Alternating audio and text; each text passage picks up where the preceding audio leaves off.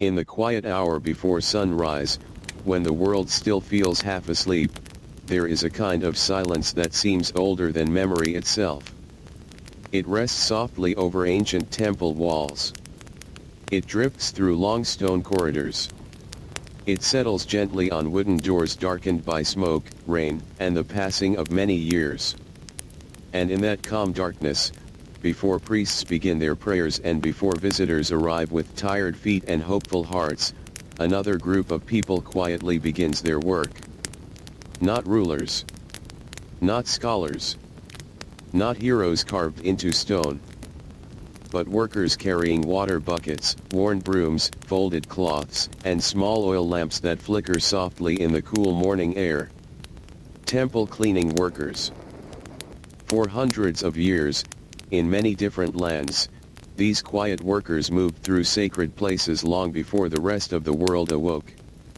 Their footsteps echoed lightly across stone floors polished smooth by generations of hands and sandals. Their mornings began while stars still lingered above rooftops and while birds had only just started to stir in dark trees beyond the temple walls. Most people never noticed them for very long. Visitors came to pray. Priests came to perform rituals. Merchants arrived carrying incense, candles, rice, flowers, and oil. But before all of that could happen, someone had already swept away the dust of yesterday. Someone had washed the steps. Someone had cleaned the ash from the lantern trays. Someone had folded cloth carefully beside the altar. And so tonight, as the world grows quieter around you, the story slowly opens like an old wooden gate. Not a story of battles. Not a story filled with loud moments or great victories. But the slow and gentle history of ordinary workers whose lives moved with the rhythm of bells, water, dust, sunlight, and silence. And our story begins in the cool darkness of an early morning beside a large temple complex resting near the edge of an ancient river. The river moves quietly beside the city. Even before sunrise, its water carries the soft reflection of fading stars. Thin streams of mist drift above its surface, curling slowly through reeds growing near the banks. Wooden fishing boats float gently against their ropes while distant dogs bark once or twice somewhere deep within sleeping neighborhoods. The city itself is still quiet. Only a few windows glow with dim firelight. A baker is already awake somewhere nearby, pressing dough with slow hands. A woman warms soup over charcoal. A donkey shifts lazily beside a wooden cart. And through narrow streets lined with clay homes and old stone buildings, a small group of temple workers walks silently toward the temple gates. Their sandals scrape softly against the road. Some carry bamboo poles across their shoulders with water buckets hanging from each side. Others carry woven baskets filled with brushes made from straw and bundles of rough cloth for polishing stone surfaces. One older worker walks with a lantern swinging gently from his hand. Its warm light moves slowly across the ground. No one speaks very much this early in the morning. They know each other well enough that silence feels comfortable. The youngest worker among them is a boy perhaps 14 years old. His name is Harun, and this is only his second month working at the temple. His shoulders still ache from carrying water, and his hands remain rough from constant cleaning, but he already understands the rhythm of the place. Wake before dawn. Walk quietly. Prepare the temple before sunrise. Finish one task. Then another. Then another. Every day follows nearly the same pattern, and slowly the body learns it without thinking. As the workers approach the temple hill, the large outer walls begin to appear through the morning mist. The temple is enormous. Stone stairways rise slowly toward heavy wooden gates reinforced with dark iron bands. Long banners hang from tall poles, barely moving in the cool air. Statues line the entrance path, their faces worn smooth after centuries of rain and wind. At this hour the temple almost feels asleep. But not completely. From somewhere deep inside comes the faint sound of a bronze bell. Low. Slow. Peaceful. The oldest worker nods quietly as he hears it. The night caretaker is still awake. Good. That means the inner courtyard doors are already unlocked. The group climbs the stairs carefully. Moisture from the night air has settled over the stone, making each step slightly slippery beneath worn sandals.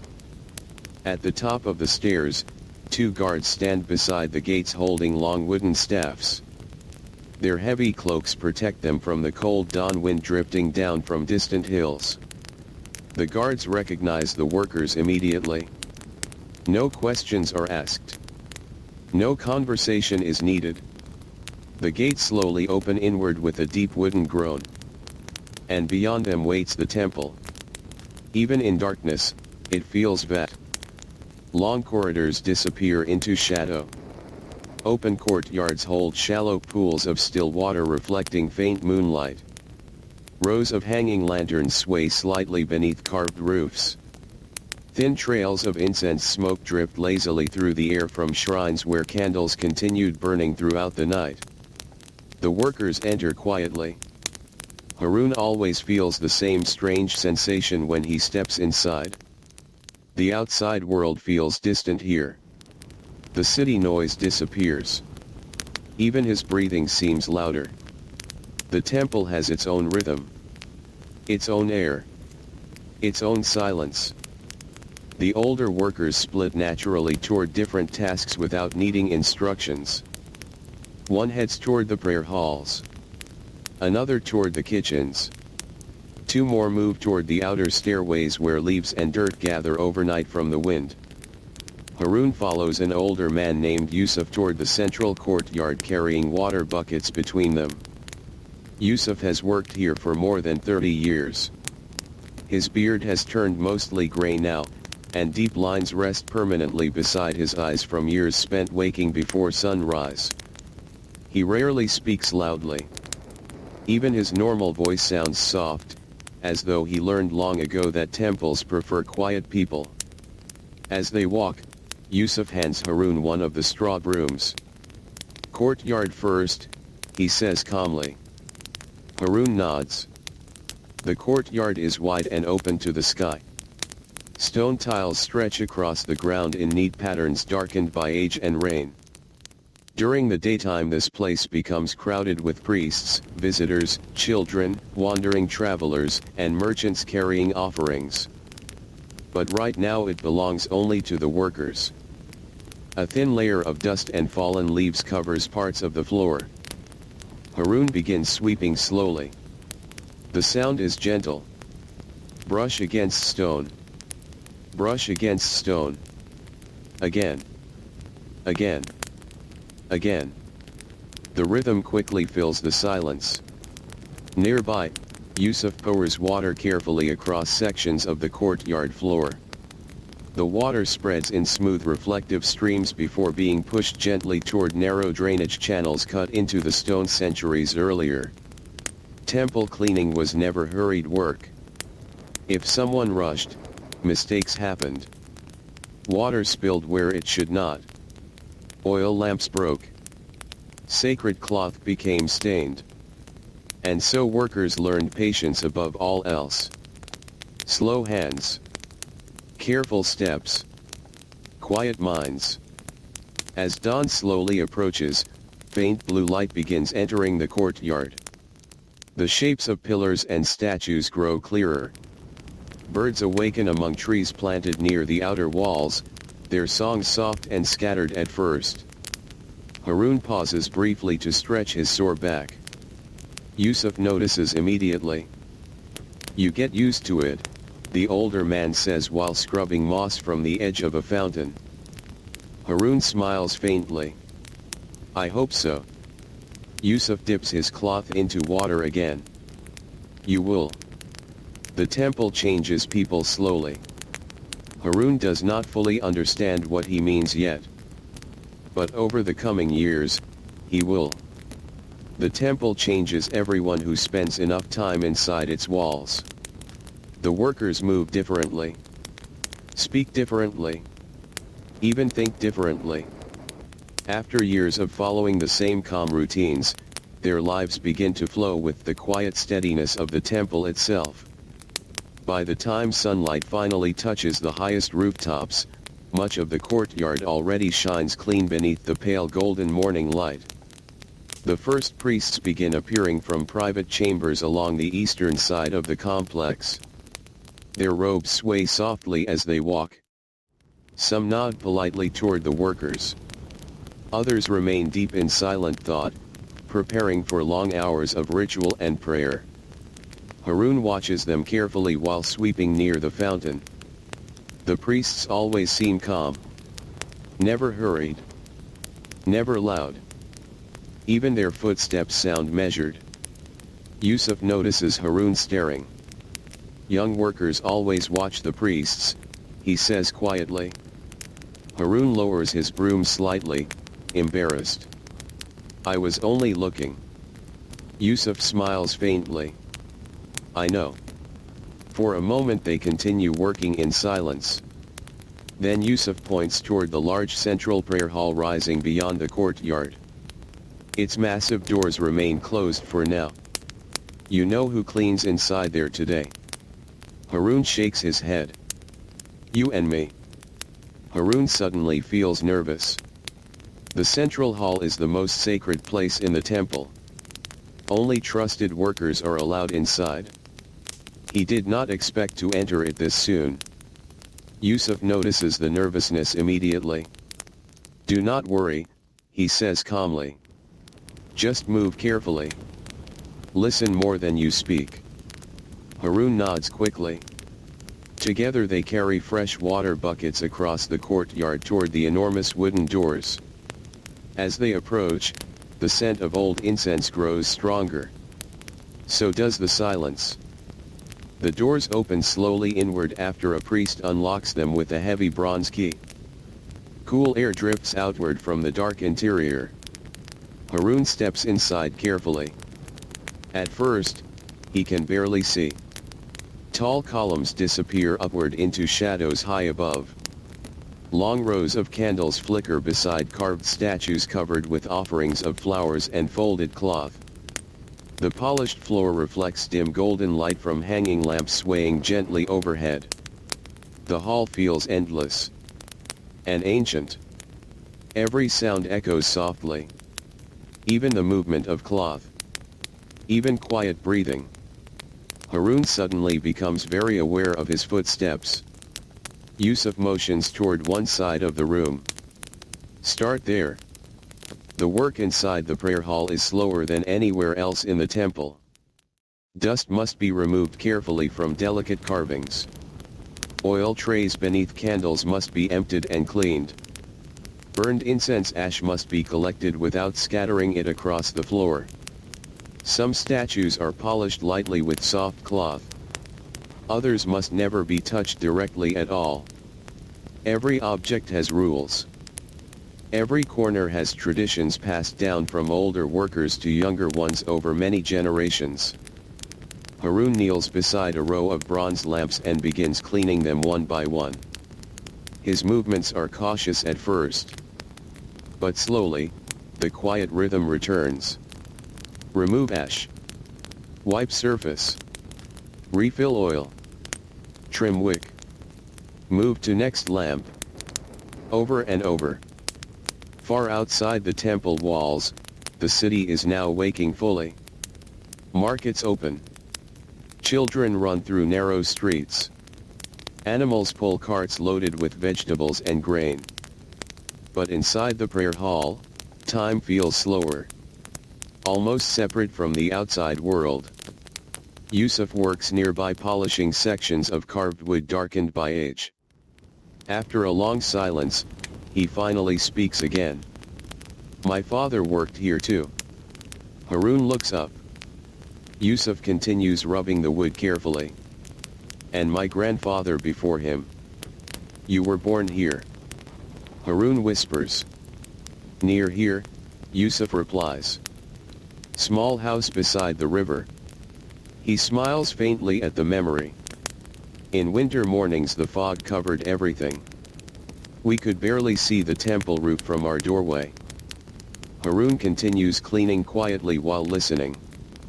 When I was your age, Yusuf says, I thought this work would only last a few months. I wanted adventure. I wanted to travel. He pauses. But life became comfortable here. The old worker glances around the vast hall. The same bells. The same floors. The same sunrise every morning. Harun listens carefully. Outside, somewhere beyond the thick walls, another temple bell rings slowly through the morning air. Deep. Gentle. Steady. And the sound drifts softly through the hall like distant thunder fading into silence. The day inside the temple has only just begun. The sound of the morning bell faded slowly through the prayer hall, lingering in the cool air long after the final vibration disappeared into silence. Harun continued cleaning the bronze lamps one by one. Now that the first nervousness had passed, he began noticing details he had missed before. Tiny scratches across the old metal. Dark stains left behind by years of smoke and oil. The faint scent of melted wax mixed with incense drifting through the hall. Some lamps looked ancient enough to belong to another lifetime entirely. Their handles were worn smooth from generations of hands lifting them carefully each morning and lowering them gently each night. The temple carried age everywhere. Not the loud kind of age found in broken ruins or fallen walls. But quiet age. Lived-in age. The kind that settles softly into wood, stone, cloth, and air over hundreds of years. Far above, high beams disappeared into darkness beneath the roof. Harun could barely make out faint painted patterns overhead where old colors still survived beneath layers of smoke. A priest moved silently across the opposite side of the hall carrying folded white cloth in his arms. His footsteps barely made a sound. The temple seemed full of people who knew how to move without disturbing silence. Even the workers learned it over time. Especially the workers.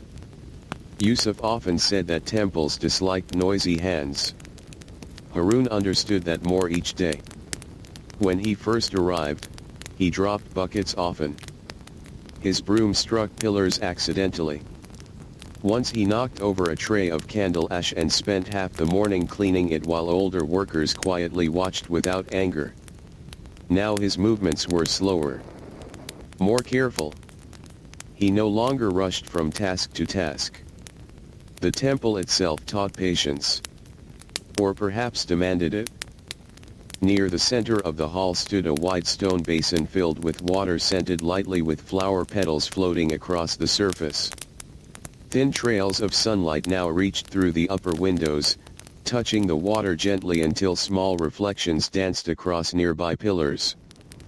Harun paused for only a moment to watch them. The reflections trembled softly whenever someone walked nearby. Yusuf noticed again.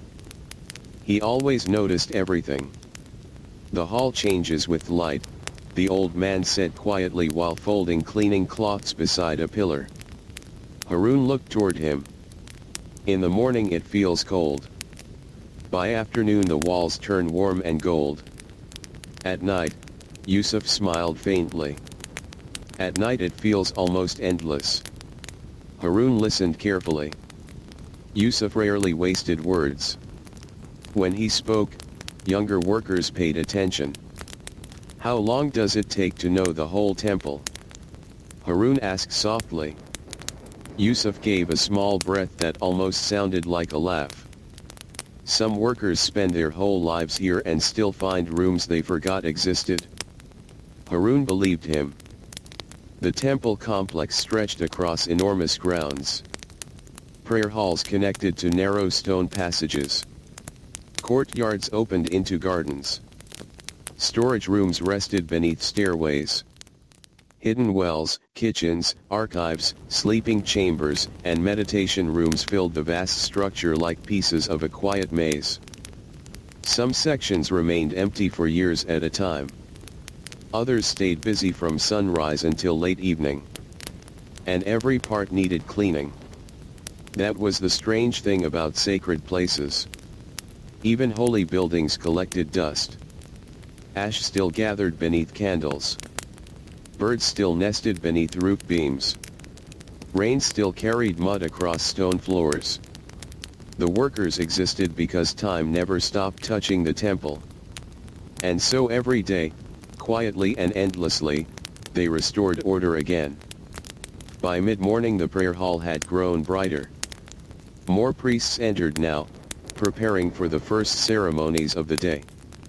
Their robes brushed softly across polished floors as they arranged offerings beside statues and lit fresh incense. The smell deepened slowly through the air. Warm, earthy, comforting. Harun carried empty ashtrays toward a side chamber where used incense was collected in large clay containers. The chamber itself was cool and narrow, lined with shelves holding rolled cloth, brushes, spare candles, and sealed jars of oil. An older woman sat there sorting flower petals into shallow baskets. Her name was Miriam. She had worked at the temple longer than almost anyone. Even Yusuf spoke to her with quiet respect. Her hands moved slowly but steadily despite her age. Wrinkles covered her fingers like fine lines in dry paper, yet she separated wilted flowers from fresh ones with careful precision. She looked up briefly as Harun entered. "You are getting quieter," she said softly. Harun blinked in surprise. "Is that good?" Miriam smiled gently. "For temple work, yes." She continued sorting flowers. "People arrive here carrying too much noise inside them. Some keep it forever. Some leave it behind." Harun set down the ashtrays carefully. He was never certain whether temple workers spoke literally or in strange lessons meant to sound wise. Perhaps both. As he turned to leave, Miriam stopped him. "Take these to the eastern shrine." She handed him a basket of fresh white flowers still wet from washing. Their scent was light and clean. Harun carried them carefully through a narrow hallway where sunlight entered through carved stone windows. Dust floated lazily through the golden beams. The eastern shrine was smaller than the main prayer hall but quieter somehow. Only a few candles burned there during the daytime. A statue stood at the far end surrounded by bowls of water and tiny dishes filled with salt, rice, and herbs placed there by visitors. Harun replaced the old flowers slowly. Some petals had already turned brown around the edges. Others had dried completely overnight. As he worked, he noticed someone sitting silently near one of the pillars. An elderly visitor wrapped in a dark shawl. The man's eyes remained closed. His breathing was slow. Still. Harun tried not to disturb him while arranging the flowers. When temple workers cleaned around visitors, they learned how to become almost invisible. Quiet steps. Gentle hands. No sudden movement. After placing the final flower bowl beside the shrine, Harun bowed his head briefly and turned to leave. The old man opened his eyes. "You work early," he whispered. Harun stopped politely. "Yes." The man nodded slowly. "I used to work here too." Harun looked surprised. The old visitor smiled faintly at the expression. "Long ago." His voice sounded soft and tired, like dry leaves moving across stone. "I cleaned lanterns in the winter halls." Harun moved slightly closer. "The winter halls." The old man nodded toward the northern side of the temple. Cold rooms. Thick walls. Little sunlight. Harun had never been there before. Most younger workers stayed in the central areas until trusted with more responsibility. The old man's gaze drifted toward the candles. "Young workers always think temple life feels endless," he murmured. Then one day they realize years have passed quietly. For a moment neither of them spoke. The shrine remained calm around them. Incense smoke rose slowly upward in thin pale lines. Finally the old man smiled again. "Do not rush your days here." Harun lowered his head respectfully before leaving the shrine. As he walked back through the corridors, the words stayed in his mind. "Do not rush your days here." Outside, sunlight now filled the central courtyard completely. Workers moved steadily through their routines. Two men scrubbed the lower stairways with long brushes dipped in soapy water. Another cleaned bird droppings from roof edges using a ladder made from rough wood poles tied together with rope. Near the kitchens, steam drifted upward from large pots where rice and vegetable broth simmered slowly over fire. The smell made Harun suddenly aware of his hunger. Temple workers ate together after the first major cleaning duties ended each morning. Simple meals. Usually rice, soup, flat bread. Sometimes beans or fish if supplies were good that week. Nothing luxurious. But warm food tasted especially comforting after hours spent working in cold dawn air. Yusuf was already waiting beside the kitchen courtyard when Harun arrived carrying folded cloths. The old man sat carefully on a low stone ledge beneath a fig tree whose branches stretched across part of the courtyard wall. Several other workers rested nearby drinking water from clay cups. No one spoke loudly. Even during breaks, temple workers seemed to prefer calm voices. Harun sat beside Yusuf. A kitchen worker handed them bowls of broth with pieces of soft vegetables floating near the surface. Steam curled upward warmly. Harun held the bowl between both hands for a moment, enjoying the heat against his cold fingers. Across the courtyard, pigeons gathered near scattered crumbs beneath the tree. One younger worker tossed tiny pieces of bread toward them while another quietly repaired a broken broom handle using cord made from plant fibers. The atmosphere felt peaceful. Almost sleepy despite the growing daylight. "You worked well this morning," Yusuf said after several quiet minutes. Harun looked up quickly. "Thank you." Yusuf tore a piece of flat bread slowly. Most young workers try too hard at first. Harun frowned slightly. Too hard. They rush.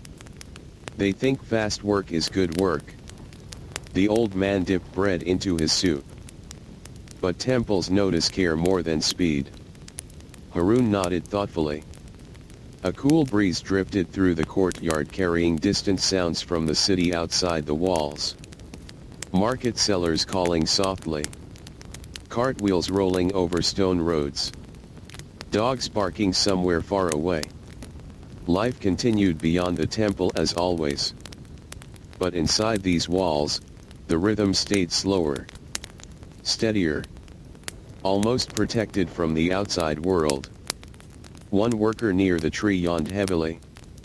Another leaned against the wall with eyes half closed.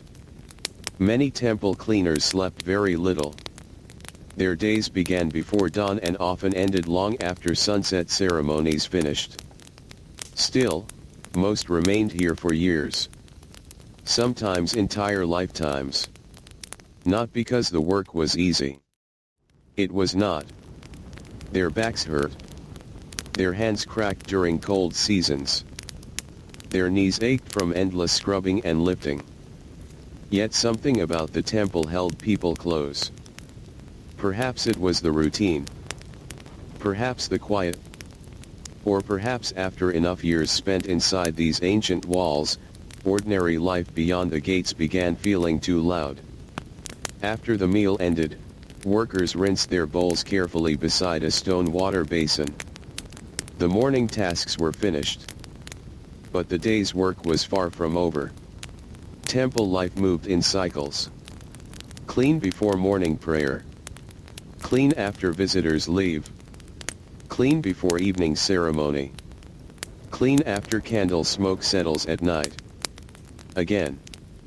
Again. Again.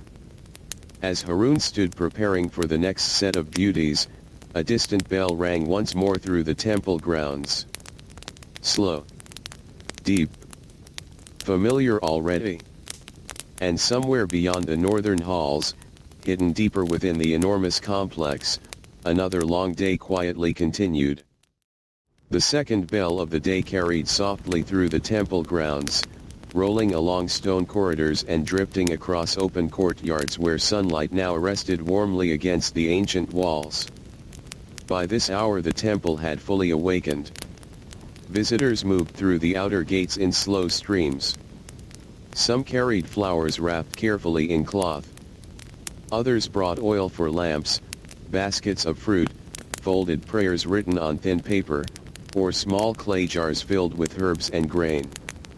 Their footsteps echoed gently across the clean stone paths the workers had already swept before sunrise. Harun noticed something satisfying about that. The visitors rarely thought about the floors beneath them.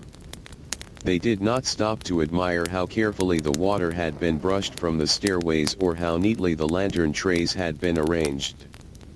But that was part of the work itself.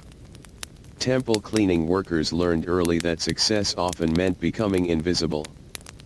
If the temple looked peaceful, they had done their jobs well. If the hall smelled fresh with incense and clean water, they had succeeded. If visitors felt calm without understanding why, then the workers had quietly shaped that feeling long before anyone arrived. Yusuf handed Harun a folded cloth and pointed toward the western corridor.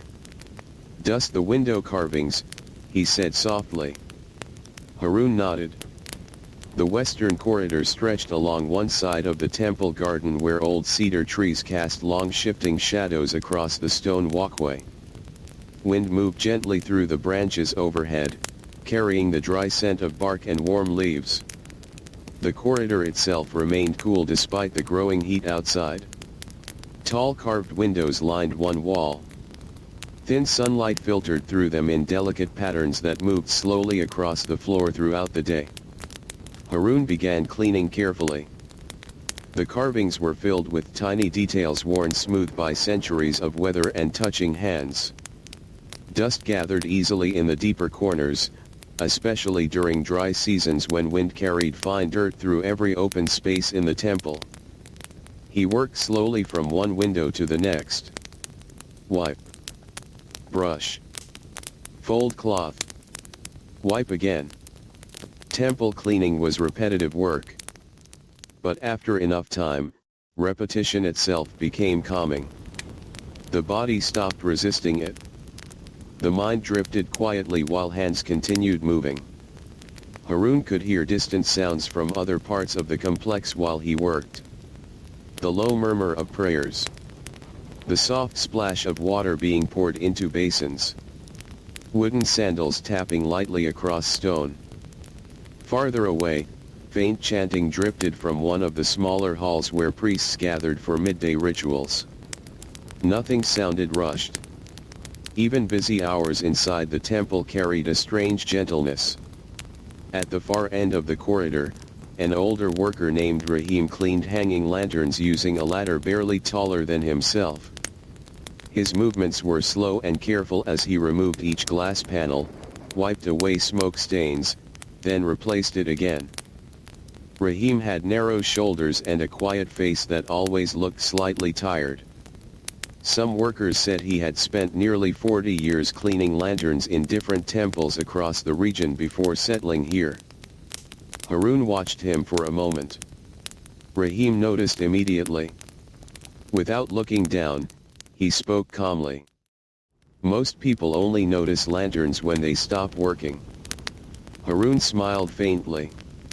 Rahim continued polishing the glass. "That is how many jobs are." The old worker climbed carefully down from the ladder carrying a small tray blackened with soot. "When the temple shines, Nobody asks who cleaned it. He set the tray beside the wall. But if one lamp goes dark during ceremony, everyone notices. Harun understood. Temple workers lived close to mistakes. One forgotten task could disturb an entire ritual. One dirty altar cloth could bring sharp disapproval from senior priests. One unlit lantern in the wrong hallway could leave visitors stumbling through darkness during evening prayers. So workers learned attention. Constant attention. Even during exhausting days. Rahim dipped a cloth into water. You know what the hardest season is? Harun shook his head.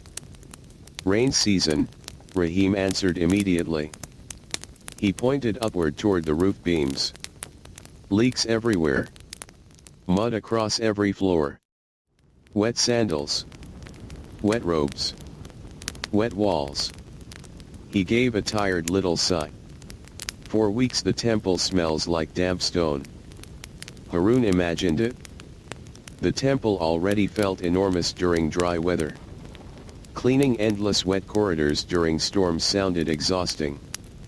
Rahim nodded slowly as though reading his thoughts. You will see soon enough. Outside the corridor, clouds drifted lazily across the bright afternoon sky. The weather still felt warm and dry for now, but everyone knew the seasons would eventually turn again. They always did. Temple workers measured time differently from most people.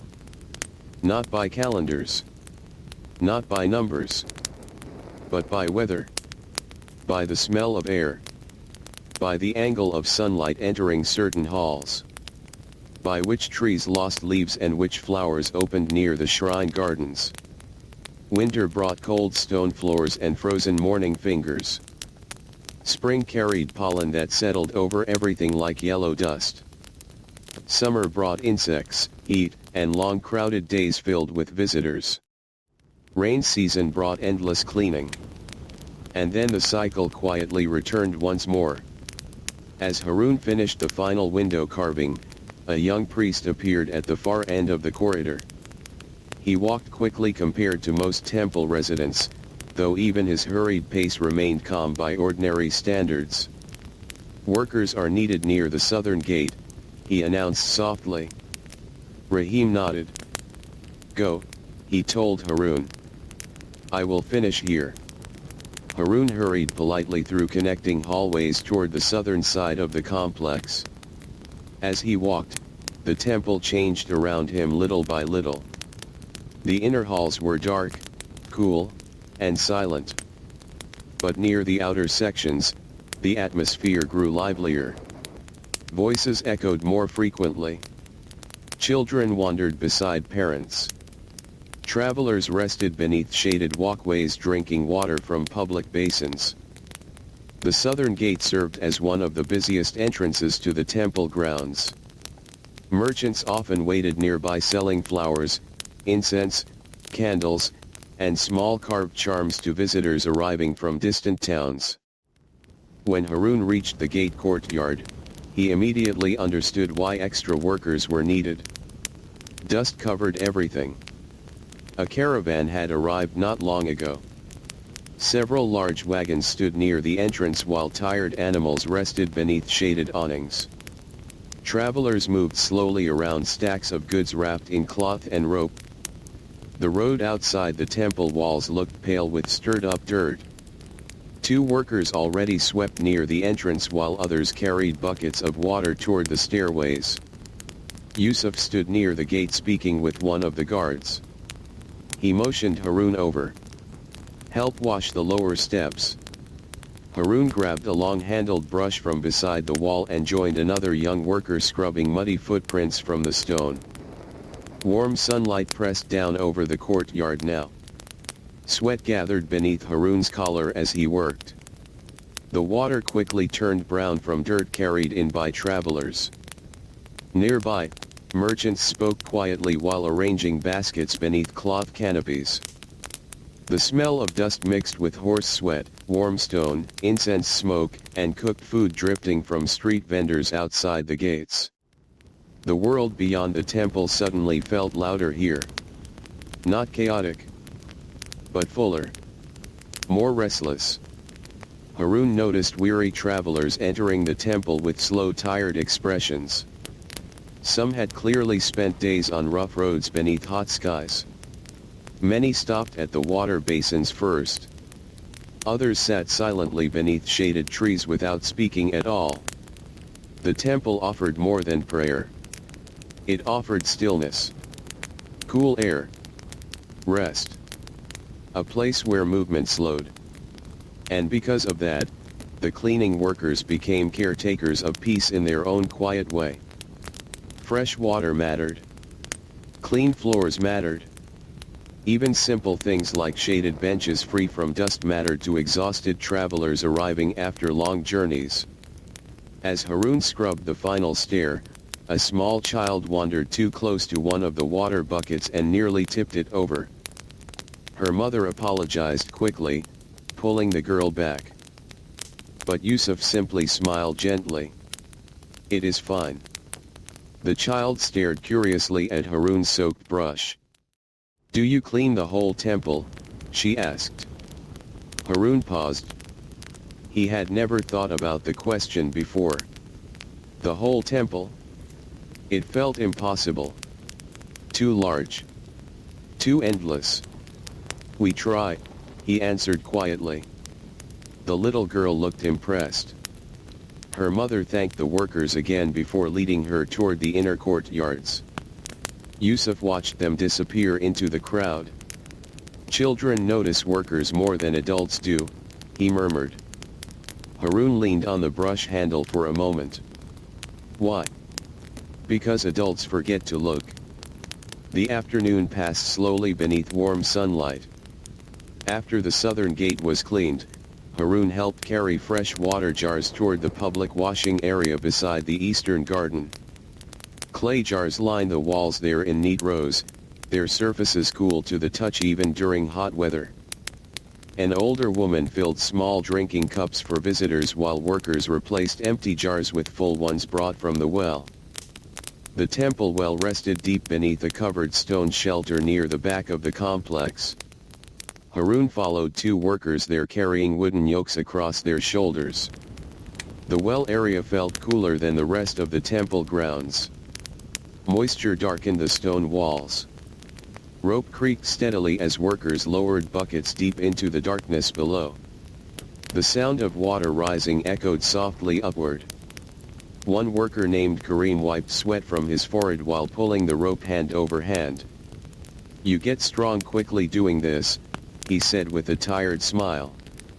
Harun believed him. The water buckets were heavy even before carrying them across the temple grounds. Karim poured fresh water carefully into large storage jars. "My father repaired roofs," he said casually. "I chose water work instead." "Why?" Harun asked.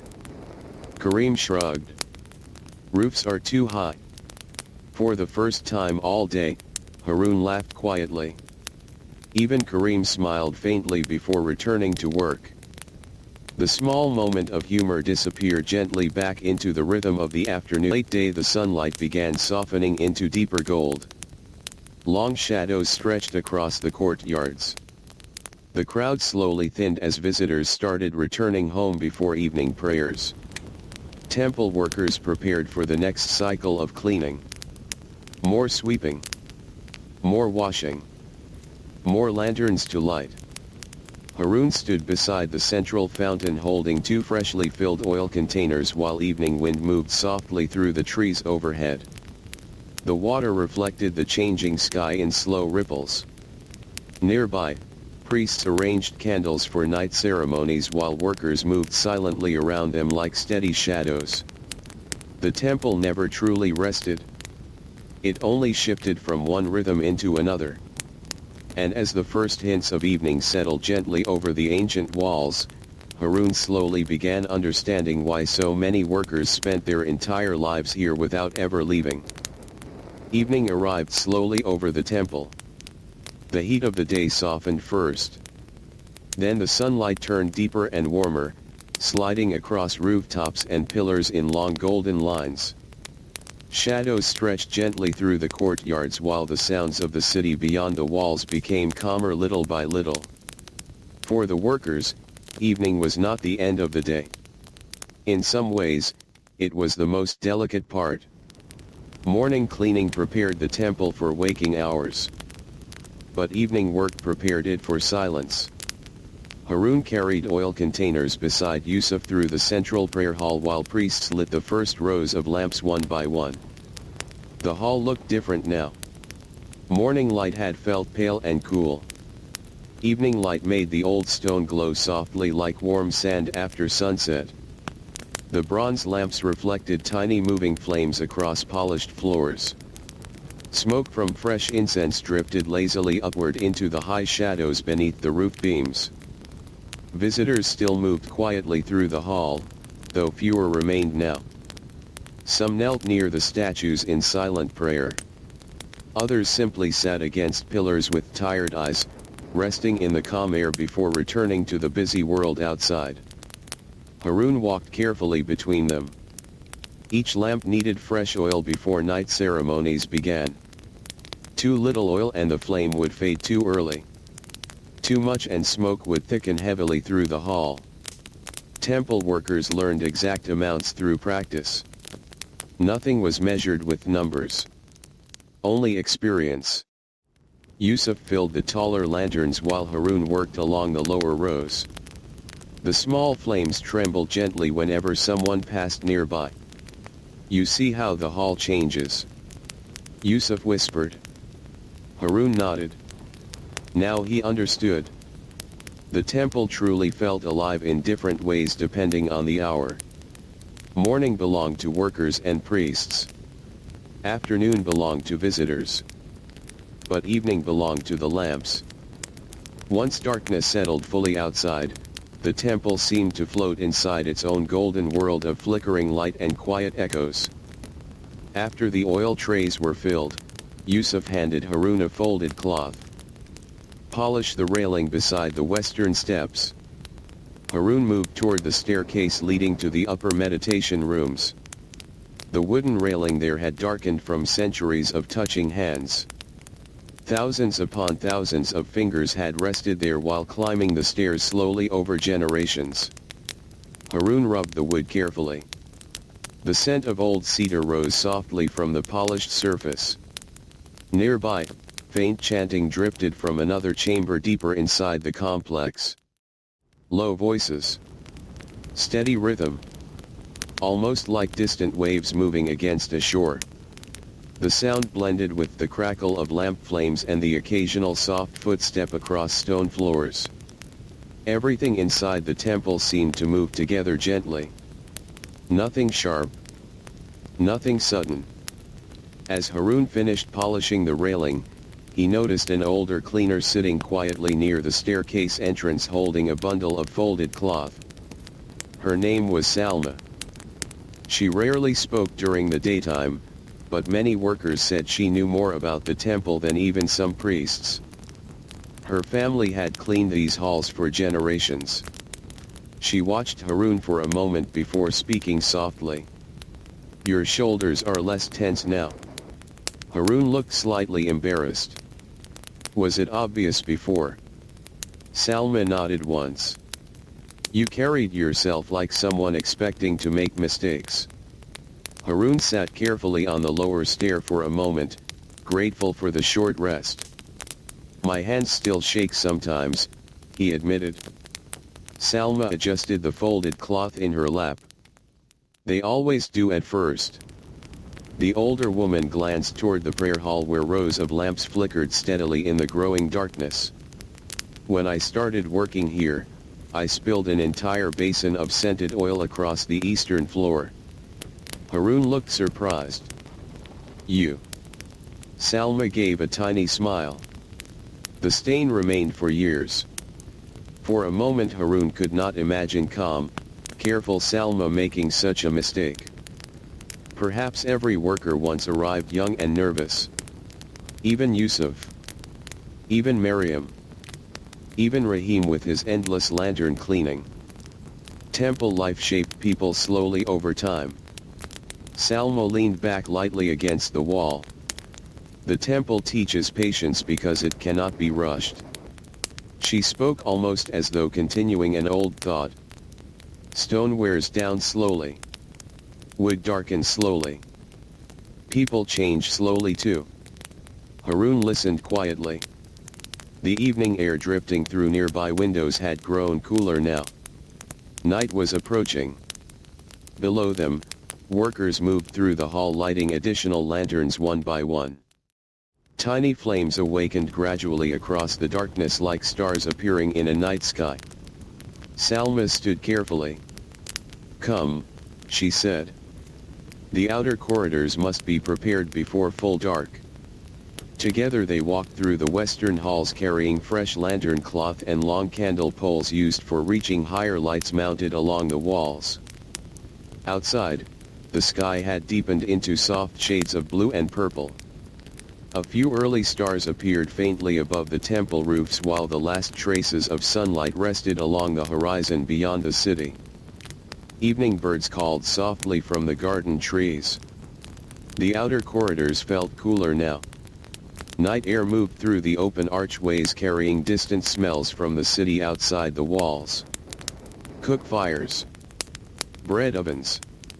Raindamp earth from gardens being watered before dark. Haroon followed Salma carefully as she inspected each lantern along the corridor.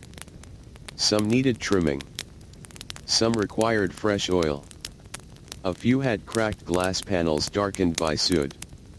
Temple workers often repaired small problems immediately rather than waiting until morning.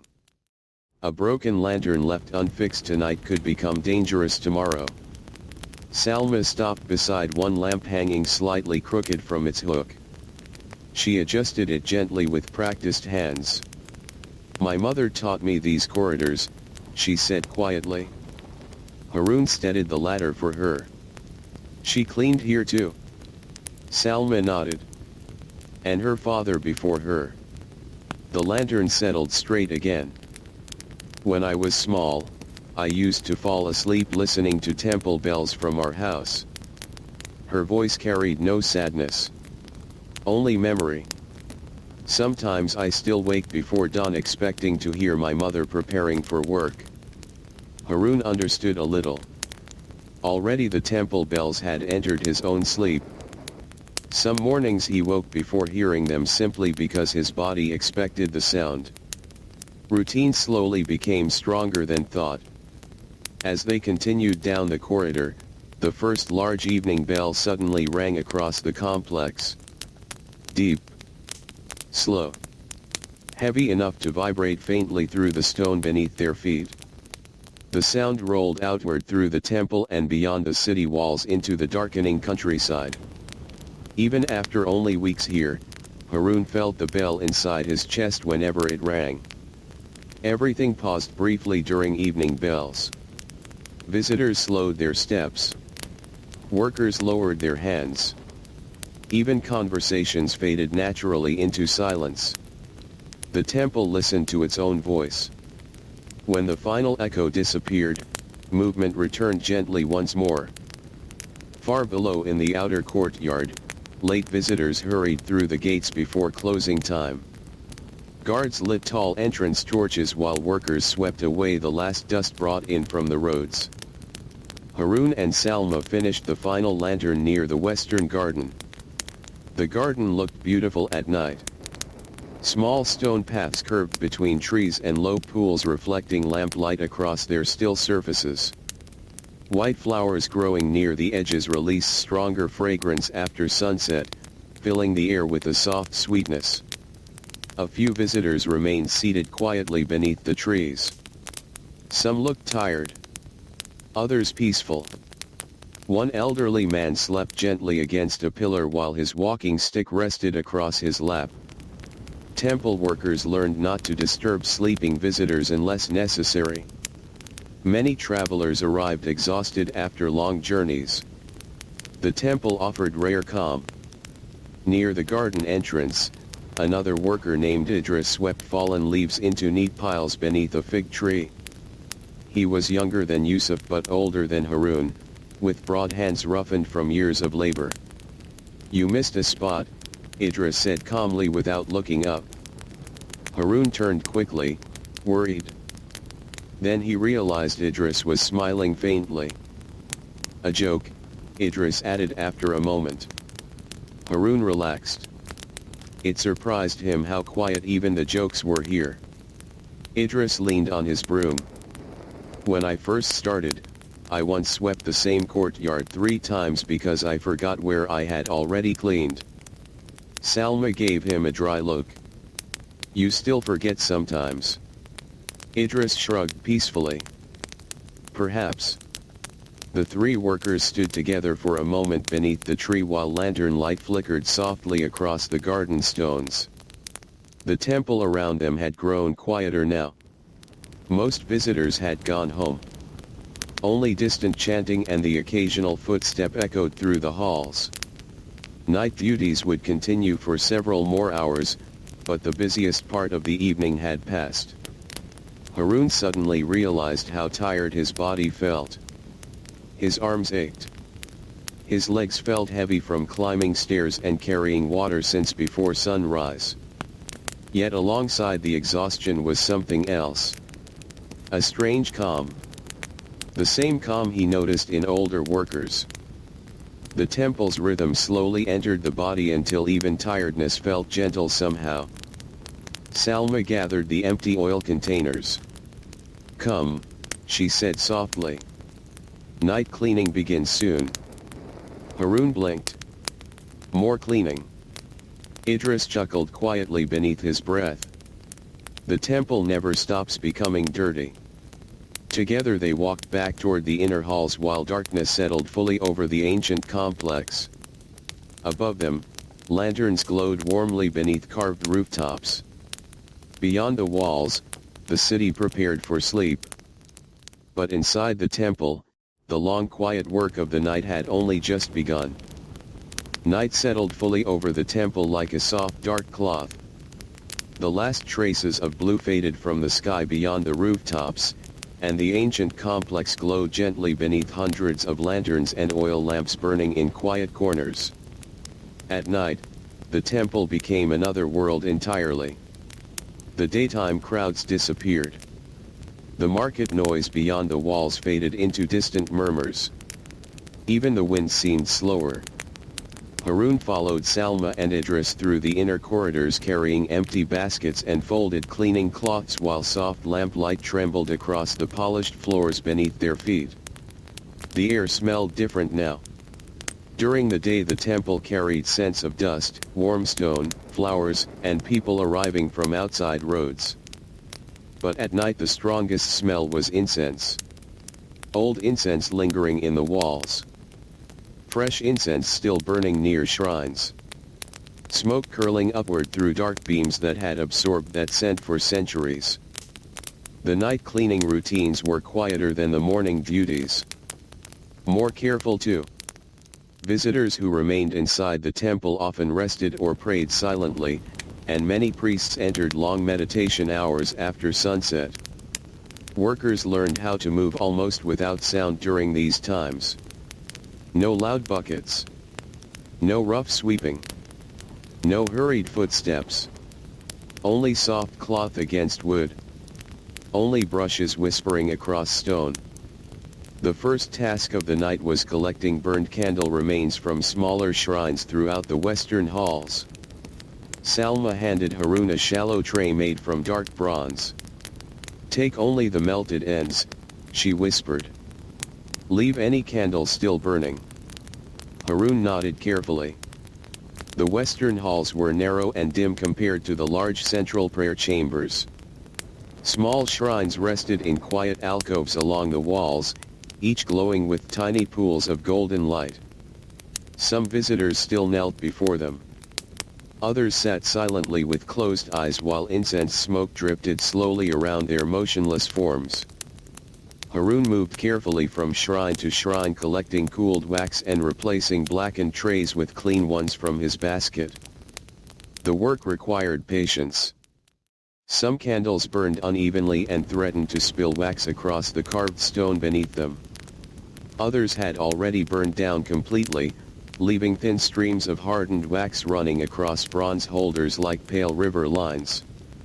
As he cleaned, Harun noticed how different the temple sounded at night. Every small noise became clearer. The rustle of cloth. The faint crackle of flame.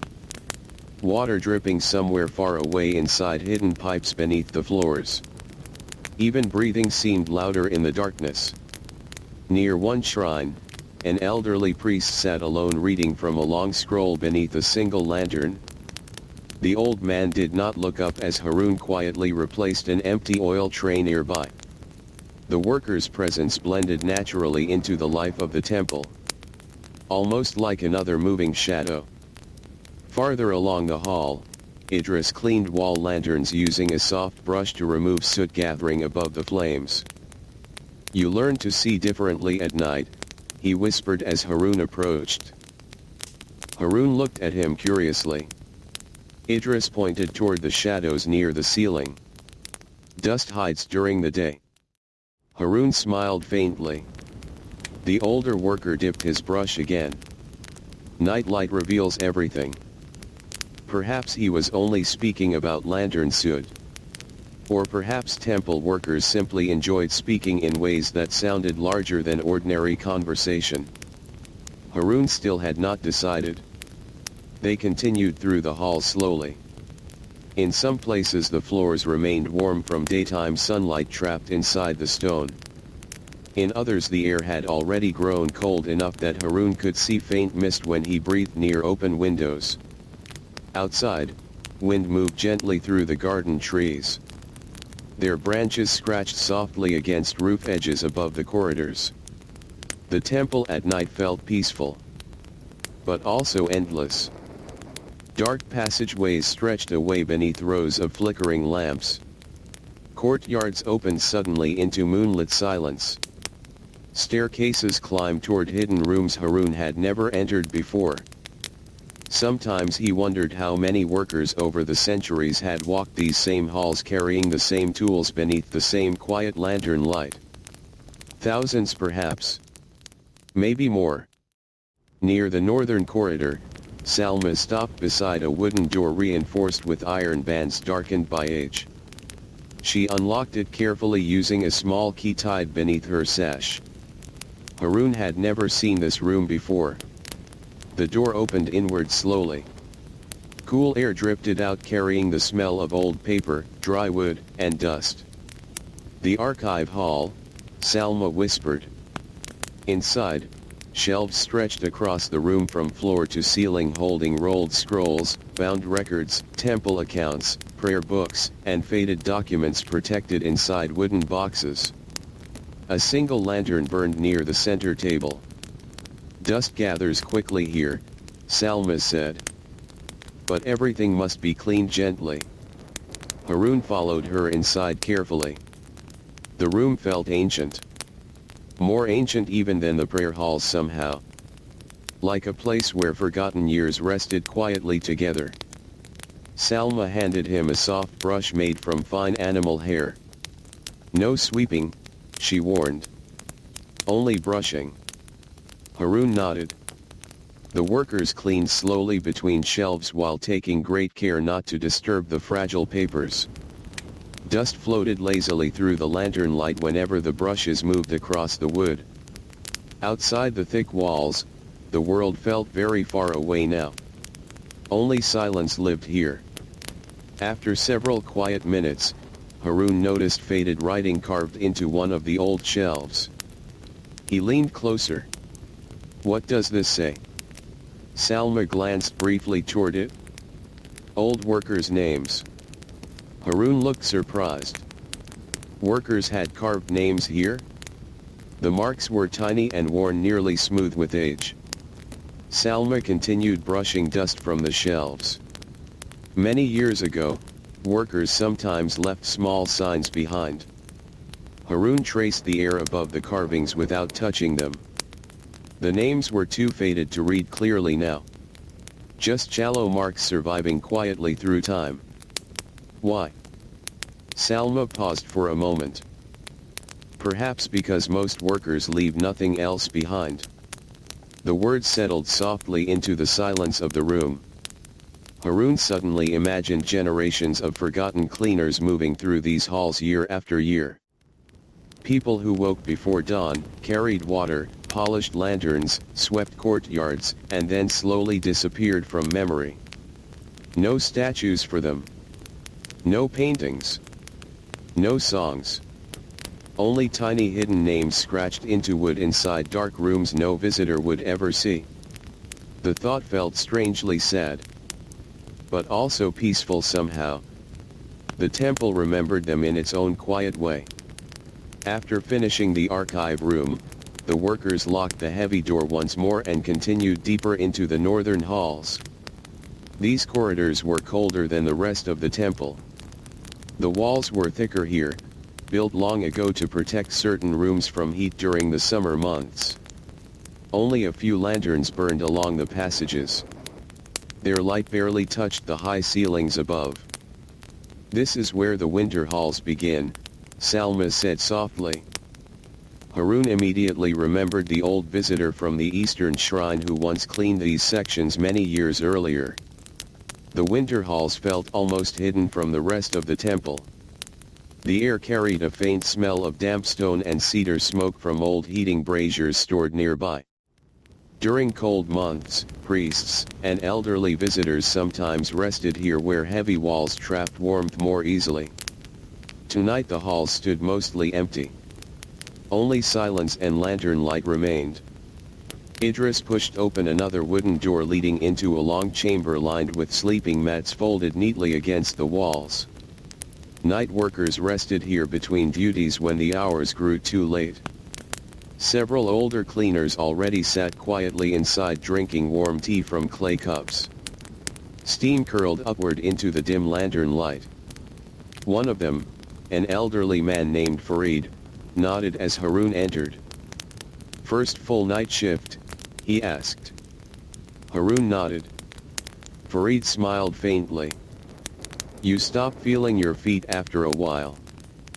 A few workers chuckled softly. The atmosphere inside the chamber felt warm and calm compared to the cold corridors outside. Someone had placed a small kettle above glowing coals near the wall, filling the room with the comforting scent of herbs and hot water. Salma poured tea carefully into a cup and handed it to Haroon. The warmth spread quickly through his tired hands. No one spoke much for several minutes. The workers simply rested together listening to the quiet sounds of the temple at night. Distant bells. Wind beyond the walls. The crackle of charcoal. Haroon realized something then.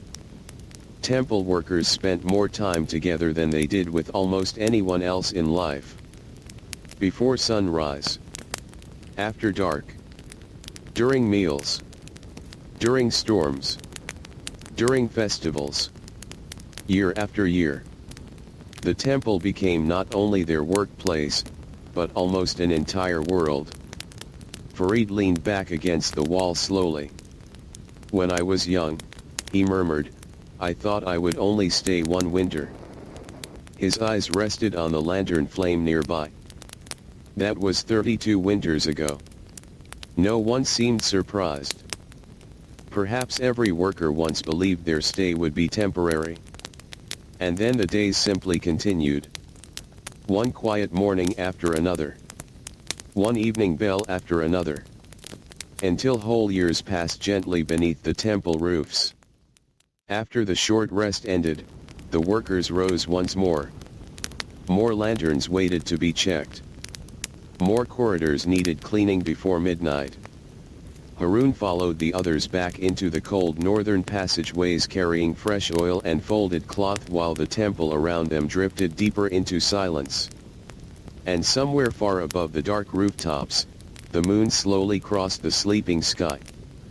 The moon climbed higher above the temple roofs, pale and quiet behind thin drifting clouds. Most of the city beyond the walls had already fallen asleep. Windows darkened one by one across distant streets. Cooking fires faded into soft red embers. Dogs curled beneath wooden carts. Market stalls stood empty beneath hanging cloth covers gently moving in the night wind. But inside the temple, light still glowed softly from certain halls. The workers continued moving through shadows with lanterns in their hands, following routines older than anyone could clearly remember. Harun walked beside Farid through the northern corridor carrying a narrow wooden box filled with fresh candle wicks. The old worker moved slowly now, though not from carelessness. Age had simply settled into his knees and back after decades of climbing temple stairs and carrying water across stone courtyards. Still, his hands remained steady. Temple workers often lost speed long before they lost precision. Farid stopped beside a wall lantern and carefully opened the small bronze door protecting the flame inside. "Watch closely," he whispered. Harun leaned nearer. The wick inside had burned too low, causing the flame to flicker weakly against the glass. Farid adjusted it gently using a thin metal tool. "Too short and the light fades," he said softly. "Too long and smoke blackens everything." The flame steadied immediately. Warm golden light filled the small section of corridor more evenly now. Harun noticed how instinctive the movement looked in Farid's hands. Years of repetition had turned small tasks into something almost graceful. The old worker closed the lantern door carefully. "There," he murmured. "A good flame should rest quietly." They continued deeper into the halls. Night cleaning felt slower than any other work in the temple. No crowds pushed through corridors now. No deliveries arrived through the gates. The temple itself seemed to breathe more slowly after midnight approached. In some places the silence became so complete that Harun could hear fabric brushing softly against his own arms while he walked. The northern meditation hall stood open when they arrived. Inside, only a few lamps burned along the walls. Several priests sat motionless on woven mats beneath tall wooden beams disappearing into darkness overhead. No one spoke. The air smelled faintly of cedar and old incense. Farid lowered his voice even further. "Clean only near the entrance tonight." Harun nodded. The workers never disturbed deep meditation chambers unless necessary. Even sweeping was done lightly and carefully in these rooms. Harun used a small hand brush to remove dust gathered near the doorway while Farid polished the lower lantern frames beside the walls. The silence inside the meditation hall felt different from ordinary quiet. Heavier somehow. Still enough that even thoughts seemed louder. One priest had remained seated so long that candle smoke drifted lazily around him without causing the slightest movement. Harun wondered how many hours the man had been there. Perhaps since sunset. Perhaps longer. Temple workers saw many strange things over time. Not frightening things. Only quiet things. People sitting silently through entire nights. Elderly visitors sleeping peacefully beside shrines. Priests walking barefoot through snow before dawn prayers during winter mornings. The temple collected unusual moments gently, the way old wood collects smoke. After cleaning the entrance, Farid motioned for Harun to follow him outside once more. Cold air moved through the corridor now. Night deepened steadily around them. "How long have you worked here?" Harun asked softly. Farid thought for a moment while carrying the lantern box beneath one arm.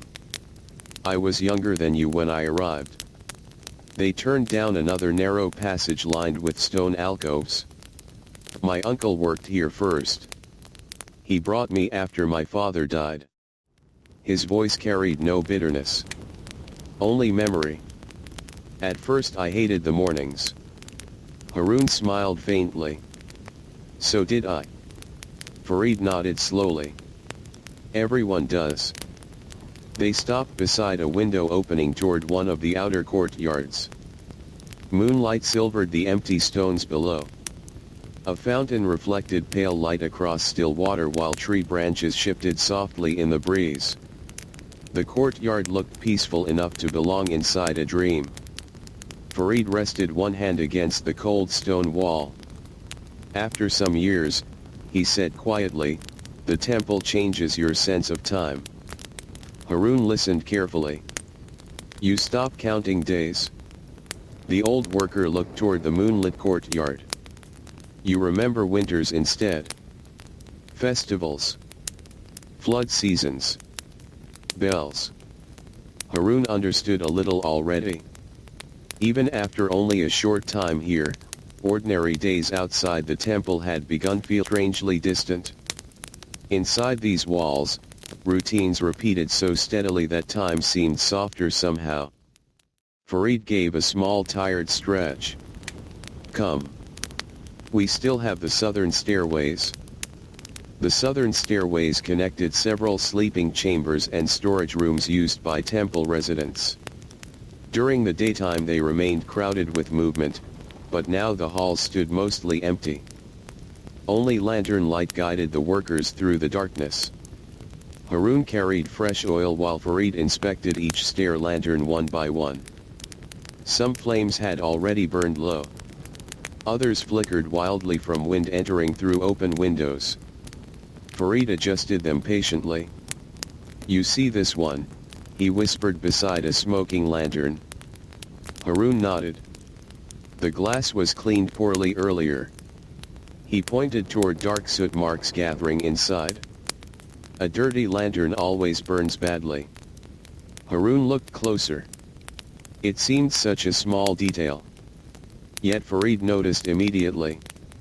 Temple workers became experts in tiny imperfections because their entire lives revolved around maintenance. A loose hinge. A cracked oil tray. A worn stair edge. A blocked drain before rain season.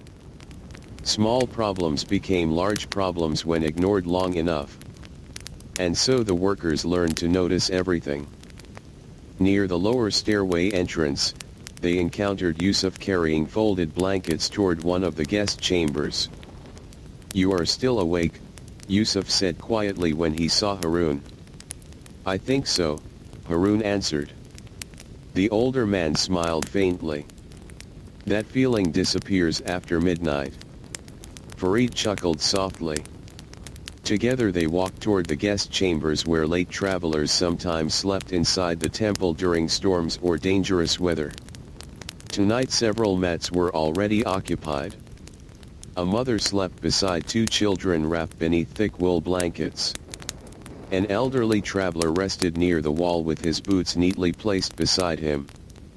Another man snored softly beneath a heavy cloak pulled over his face.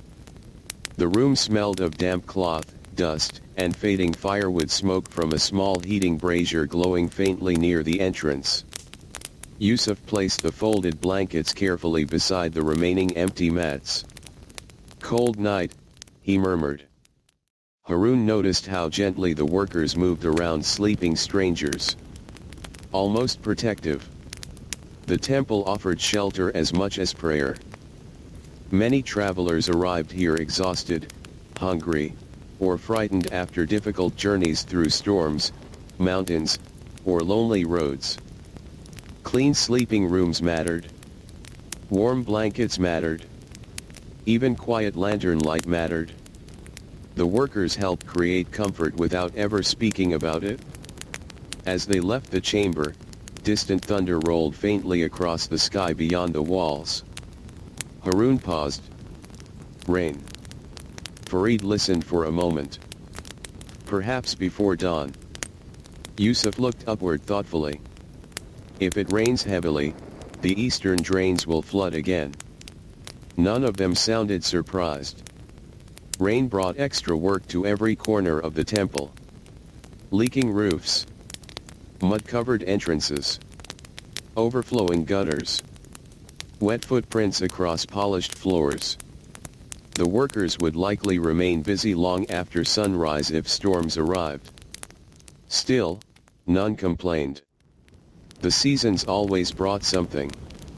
That was simply life here. By the time they returned toward the central halls, the first faint weariness of very late night had settled over the temple. Even the lantern flames seemed calmer now. Smaller. Softer.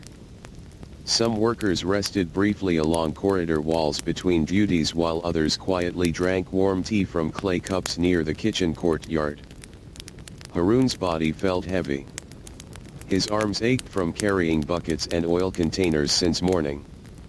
His eyelids stung each time he blinked. Yet strangely, the temple still felt peaceful rather than exhausting. Perhaps because everything moved slowly. No shouting. No rushing. Only steady work beneath warm lantern light. As they crossed the main courtyard once more, Harun looked upward. Clouds had thickened across the sky. The moon now appeared only occasionally between drifting shadows. Cool wind moved through the trees carrying the faint smell of approaching rain. The fountain water rippled softly. Yusuf noticed the sky too. "We should cover the western lantern shelves," he said. Farid nodded immediately. The workers changed direction without hesitation. Another cycle of tasks had already begun.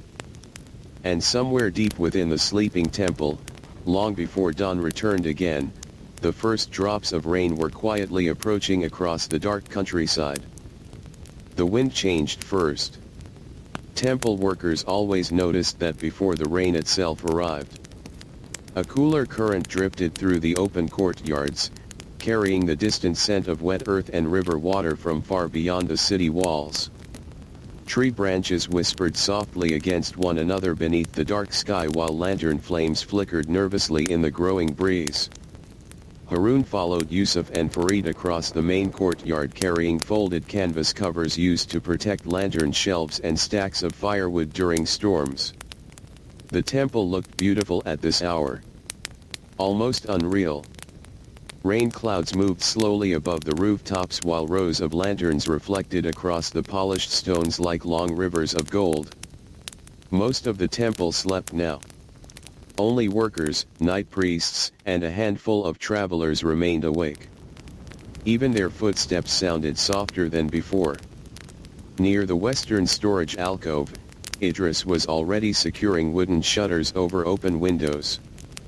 "You heard the thunder too?" he asked quietly. Yusuf nodded. "Probably heavy rain." Idris gave a tired sigh, though not an unhappy one. "Then tomorrow will be long." Together they fastened thick canvas over shelves holding spare lantern oil and bundles of dry cleaning cloth. Rainwater sometimes blew deep into the outer corridors during storms, and protecting supplies became one of the workers' most important nighttime duties. Harun tied rope carefully around one canvas edge while wind pushed cool air through the corridor. Farid checked the knots with experienced hands. "Tighter," he said gently. Harun adjusted them again. "Storms teach workers quickly." The old man's voice carried the faintest trace of amusement. After securing the western storage area, the workers moved toward the eastern drainage paths carrying long wooden poles used to clear leaves and debris from narrow stone channels. The temple's drainage system was ancient. Rainwater flowed through carefully carved grooves running beneath courtyards and along stair edges before emptying toward lower gardens near the river road. But during strong storms the channels clogged easily with leaves, mud, flower petals, and ash washed from incense burners. If the drains overflowed, water spread everywhere. Prayer halls flooded. Corridors became slippery. Lanterns went dark. Temple workers treated storms with serious attention. By the time they reached the eastern garden, the first light drops had begun falling. Tiny dark circles appeared across the stone paths. The scent of rain deepened immediately. Fresh. Cool. Comforting somehow after the long dry warmth of the day. Harun tilted his face upward briefly. Soft rain touched his skin. Nearby, the garden pools trembled gently beneath the growing drizzle while tree leaves shimmered dark green beneath lantern light. Yusuf pointed toward one of the lower drains. "Clear that side first." Harun knelt beside the narrow stone channel and began pulling out gathered leaves using the wooden hook pole. Muddy water already flowed faster through the opening now that rain had started properly. Idris worked farther down the path while Farid inspected lantern posts one by one, making sure the flames remained protected from the strengthening wind. The storm arrived gradually rather than violently. Rain thickened little by little until steady streams fell across the temple roofs and splashed into the courtyards below. Water ran from carved roof edges in silver lines. Stone paths darkened. Lantern reflections trembled across wet surfaces. Harun's sleeves became soaked quickly, but no one stopped working. Temple cleaners were deeply familiar with rain. Some of their hardest days happened during storm seasons. Yusuf moved calmly through the garden despite the weather, adjusting drainage covers and checking water flow beneath the pathways. "The eastern side always floods first," he called softly over the rain. Harun pushed another clump of leaves from the channel. Water rushed faster immediately. The sound filled the garden now. Rain against stone. Rain against wood. Rain against leaves. 1,000 soft impacts blending into one endless peaceful rhythm. Far beyond the walls, thunder rolled again across the night sky. Not violent. Only deep and distant. For a moment Harun forgot how tired he was. The temple during rain felt strangely alive. Lanterns glowed warmly through curtains of falling water. Steam rose faintly from warm stones cooling beneath the storm. Wind carried incense smoke sideways through open corridors where priests still prayed quietly despite the weather.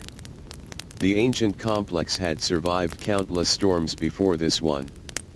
And still the workers moved through it calmly, protecting, cleaning, maintaining. As though continuing a conversation with the rain that had lasted for centuries. After nearly an hour in the gardens, Yusuf finally nodded with quiet approval. "The drains are holding." Idris leaned against his pole briefly. "For now." Rainwater streamed from his hair onto the stone below. Farid approached carrying 2 extinguished lanterns beneath his arms. "Wind took these." Yusuf examined them quickly. "Bring them inside before the oil freezes." Harun blinked. "Oil freezes?" Farid smiled faintly. "Not tonight. In winter." Even now, older workers spoke about seasons as though they were old familiar visitors who returned again and again through the years. The rain continued steadily as they carried the damaged lanterns toward the inner halls. Inside the western corridor, the air suddenly felt warmer and drier. Water dripped from the workers' clothing onto the floor while lantern light reflected across the wet stone beneath their feet. Salma waited near the corridor entrance with folded towels and fresh cloth. "You look like river fishermen," she said softly. Idris accepted a towel gratefully. "River fishermen probably sleep more." Salma almost smiled. "Almost." The workers dried the lantern frames carefully before refilling oil trays and trimming damaged wicks. Harun sat briefly near the wall rubbing warmth back into his cold fingers. Outside, rain continued whispering across the roofs overhead. The sound echoed softly through the corridors. Yusuf handed Harun a clay cup filled with warm herbal tea brought from the kitchen fires. The heat spread gently through his hands again. "Storm nights are important," Yusuf said quietly while checking lantern glass for cracks. "Why?" "Because temples feel most fragile during storms." Harun listened. Rainwater dripped steadily from the edge of Yusuf's sleeve onto the floor. "When the weather turns bad," the old worker continued, "people notice whether the temple remains calm. He polished the lantern glass carefully. If lanterns stay lit, if floors stay dry, if visitors still feel safe, then the temple continues doing its work. Harun looked toward the rain-dark corridor. He had never thought about cleaning that way before. Not just removing dirt, but protecting peace itself. The idea stayed quietly in his mind. After resting briefly, the workers returned once more to their duties. Storm nights allowed little sleep. More leaks appeared as rain deepened. More water gathered beneath certain doorways. And already word had arrived that one of the southern roof channels had clogged completely. Harun followed Idris toward the southern halls carrying ropes, buckets, and a long wooden ladder. The rain outside had grown heavier again. Water poured from rooftops in thick streams while wind pushed cool mist through the open archways. The southern corridor smelled strongly of wet cedar and soaked stone now. At the far end of the passage, a shallow pool had already formed where overflowing roof water spilled across the floor. Two workers pushed water toward drains using wide wooden boards wrapped with cloth. Idris set down the ladder immediately. "There," he said, pointing upward. One roof gutter overflowed steadily beside a carved dragon-shaped water spout clogged with leaves and mud. Harun steadied the ladder while Idris climbed carefully through the rain. Lantern light flickered across the wet roof tiles around him. The worker reached the gutter and began pulling debris loose by hand. Almost immediately water rushed downward more freely. The overflowing stream weakened. Below, the workers continued pushing standing water toward the drains. Harun joined them without being asked. The work was cold and tiring now. His shoulders burned. His legs felt heavy. Yet everyone continued steadily. No complaints. No rushing. Only quiet concentration beneath the endless rain. Eventually the flooding slowed enough that the corridor floor became manageable again. Idris climbed down slowly, soaked completely. "Better," he said simply. Far away, another temple bell rang softly through the storm. A late-night prayer bell. Its deep sound drifted through rain and darkness alike. The workers paused only briefly to listen. Then they returned once more to mops, lanterns, buckets, and drains while the long wet night continued around them. And somewhere beyond the clouds, hidden behind the storm, dawn was already slowly beginning its journey toward the sleeping temple once again. The rain continued through the deepest hours of the night. Not violent. Not fierce. Just steady. A long silver curtain falling over rooftops, courtyards, gardens, and stone paths while the temple glowed softly beneath rows of lantern light. By now, Harun had lost all sense of ordinary time. The hours between midnight and dawn felt strange inside the temple. The outside world disappeared almost completely, leaving only rain, shadows, bells, and the endless quiet work of keeping the ancient complex alive through the storm. Water dripped steadily from roof edges into overflowing stone basins. The corridors smelled of wet wood and damp incense. Some lantern flames had grown smaller from the cold air drifting through cracks in old walls, and workers moved constantly from hall to hall adjusting them before they faded completely. Harun followed Yusuf through the eastern passage carrying dry cloth wrapped beneath his arm. His clothing still clung damply to his skin despite the brief time spent indoors earlier. Every few steps, cold water dripped from the edge of his sleeves onto the floor below. Yet the temple itself remained calm. That was what surprised him most. Even during storms, no one panicked. No one shouted orders. Workers simply moved steadily from task to task like people repeating routines they had known for half a lifetime. And perhaps many of them had. As they turned into the eastern prayer corridor, Harun noticed a small leak dripping steadily from the ceiling near one of the pillars.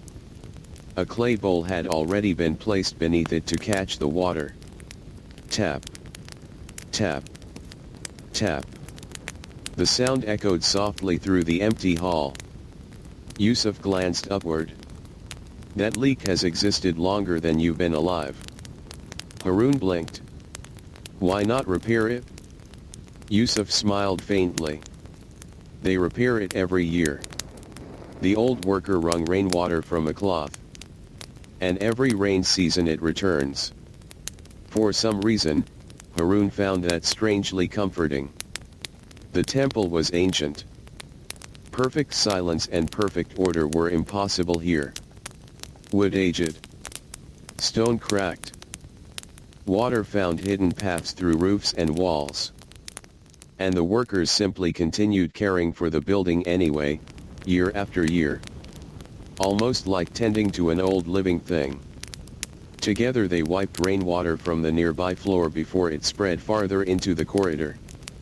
The polished stones became dangerously slippery during storms, especially for elderly visitors waking during the night. Temple workers often spent hours simply keeping pathways safe. After drying the floor, Yusuf adjusted the clay bowl beneath the leak slightly. There. Another drop fell neatly into the center. Tap. The old worker nodded with quiet satisfaction.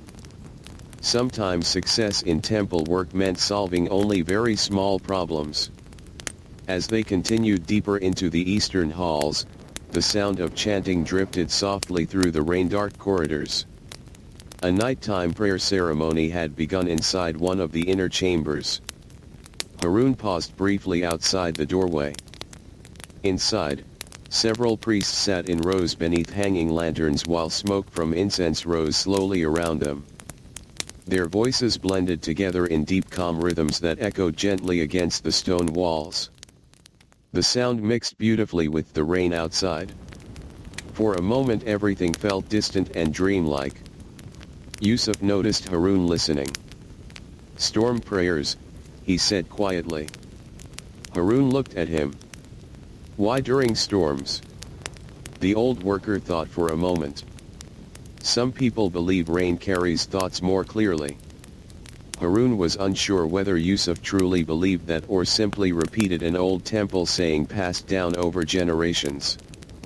Perhaps there was no difference anymore. The workers continued onward.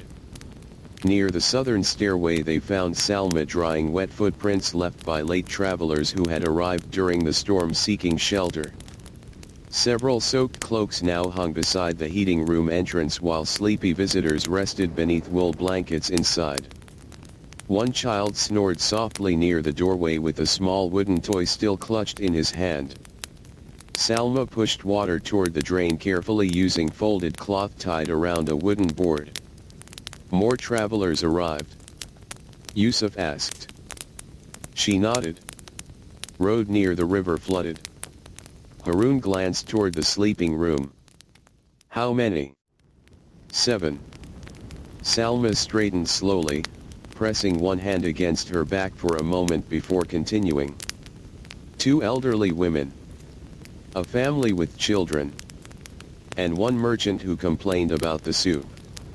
Yusuf gave a quiet breath through his nose that almost resembled laughter. The soup always tastes better when people are less comfortable. Salma almost smiled again. Almost. The workers finished drying the corridor together before moving toward the outer kitchens where warm fires still burned through the night. The kitchen halls felt wonderfully warm after hours spent in rain and cold stone passageways. Steam drifted upward from large iron pots while sleepy kitchen workers prepared simple broth for the priests and night cleaners. The smell of herbs, rice, onions, and wood smoke filled the air. Harun suddenly realized how hungry he felt. An older cook named Bashir handed each worker a bowl without speaking much. Night meals inside the temple were always quiet. Workers sat on low benches beside the kitchen walls while rain tapped softly against the shutters outside. Some leaned back with eyes half closed from exhaustion. Others warmed stiff hands near the fire. Farid sat near the corner slowly drying his socks beside glowing coals. "You still have feet left?" Idris asked him softly. Farid nodded. "Somewhere." A few tired smiles appeared around the room. The broth tasted simple but comforting. Warmth spread slowly through Haroun's chest as he ate. Outside, thunder rolled faintly again, though farther away now. Perhaps the storm was finally moving on. Bashir stirred another pot lazily. "When I was young," he murmured toward no one in particular, "storms scared me." The kitchen workers listened quietly while continuing their meal. "Then I spent enough years here to realize every storm eventually becomes morning." No one answered immediately. The sound of rain filled the silence for a while. Temple workers often spoke like that during late hours. Not quite wisdom. Not quite ordinary conversation. Just quiet thoughts shaped by long repetitive years. After eating, Haroun helped wash the bowls beside the kitchen basin. Warm water steamed gently in the cold air while workers stacked clean dishes carefully along wooden shelves. The routine itself felt calming. Wash. Rinse. Dry. Return to shelf. Again and again. Eventually Yusuf stood. "Come," he said softly. "One more round before dawn." Haroun followed the others back into the corridors. The rain had weakened slightly now. Instead of heavy streams pouring from the rooftops, thinner lines of water dripped steadily into the courtyards below. Mist floated through the open walkways. The temple felt quieter than ever. Even the lantern flames burned more steadily now that the wind had softened. As they crossed the central courtyard, Haroun noticed the fountain water overflowing gently onto the surrounding stones. Rain ripples spread endlessly across its surface beneath pale lantern reflections. The entire courtyard shimmered softly. Beautiful. Still. Half asleep beneath the fading storm. Yusuf paused near the edge of the fountain. "Listen." Haroun stood quietly. At first he heard only rain. Then slowly, beneath it, another sound emerged. Birds. Very faint. Very distant. The first birds of morning. Haroun looked upward in surprise. The sky remained dark. But not completely black anymore. A thin gray softness had begun gathering far beyond the eastern walls. Dawn was approaching. Somehow the entire long night had passed. Farid rubbed his tired eyes. Morning already. Salma adjusted the lantern tray in her arms. The temple likes to surprise tired workers. The final hours before sunrise were often the strangest.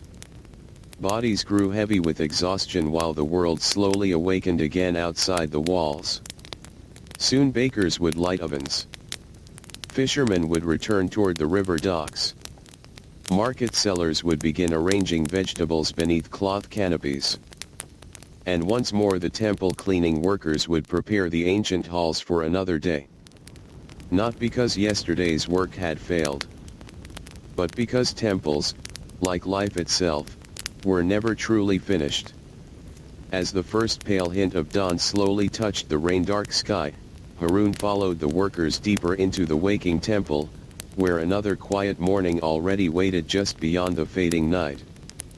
The rain had almost stopped by the time dawn finally arrived. Only a soft dripping remained now, falling from roof edges and tree branches throughout the temple grounds. Thin mist drifted low across the courtyards while the eastern sky slowly brightened from deep gray into pale silver. Haroun stood beside the central fountain holding a wooden-handled brush, watching the temple awaken once again after the long storm night. Everything looked washed clean. The stone paths gleamed dark beneath fading lantern light. Garden leaves shimmered with droplets that caught the first traces of morning. Even the air smelled fresh and cool, carrying the rich scent of wet earth mixed with incense lingering from nighttime prayers.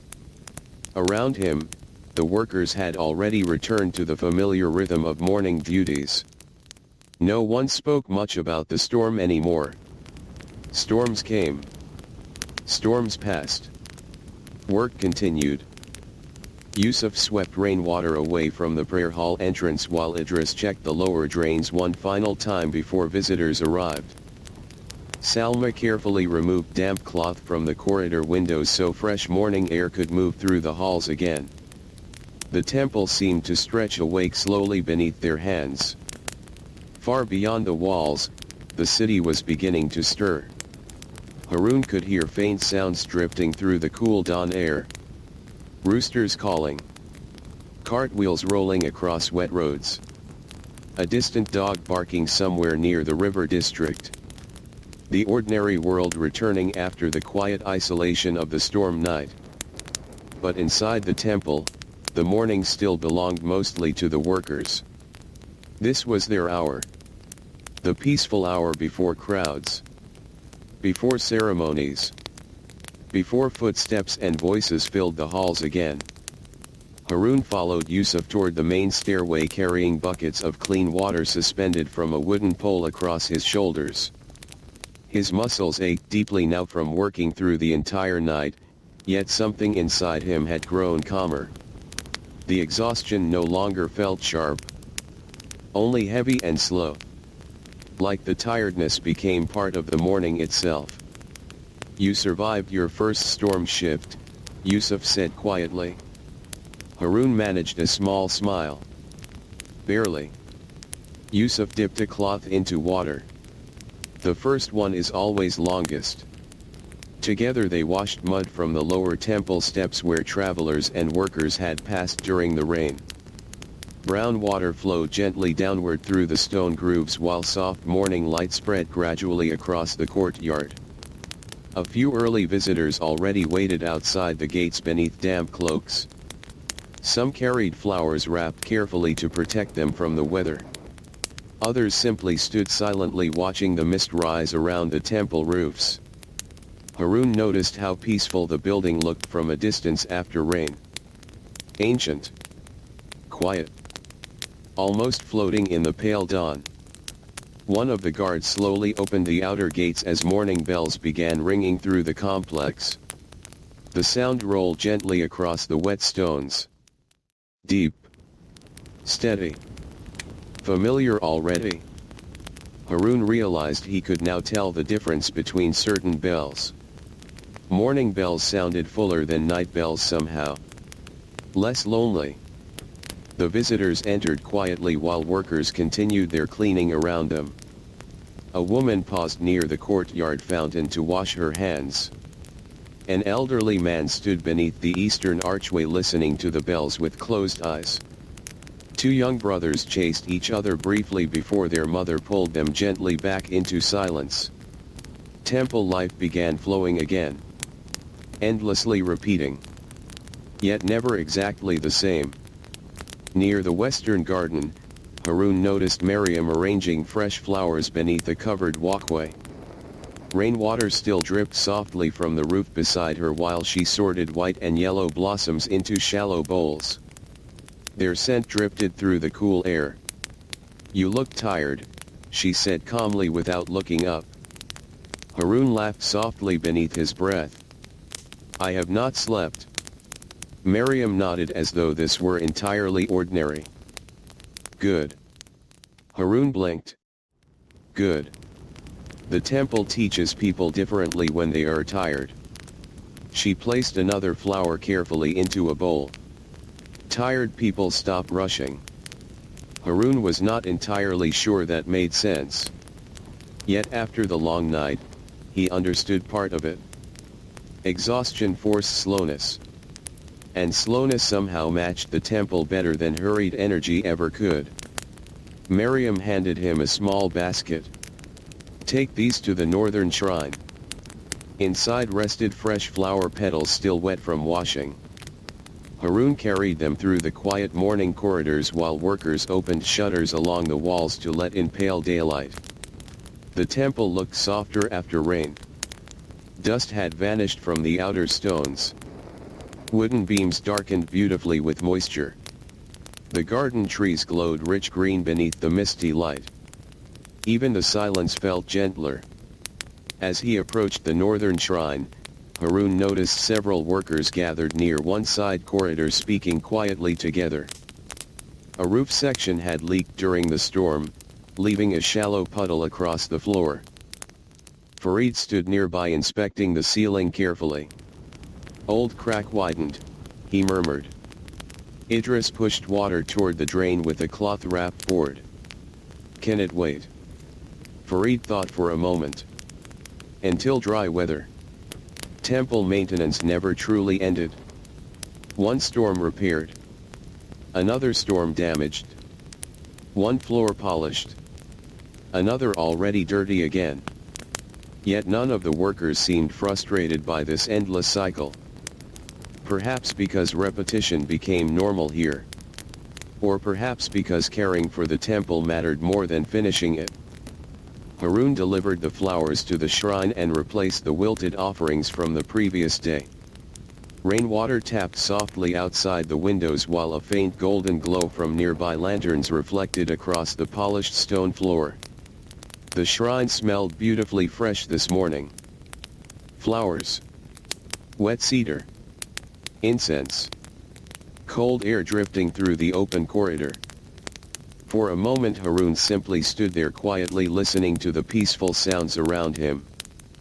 He suddenly understood why travelers stayed longer than planned sometimes.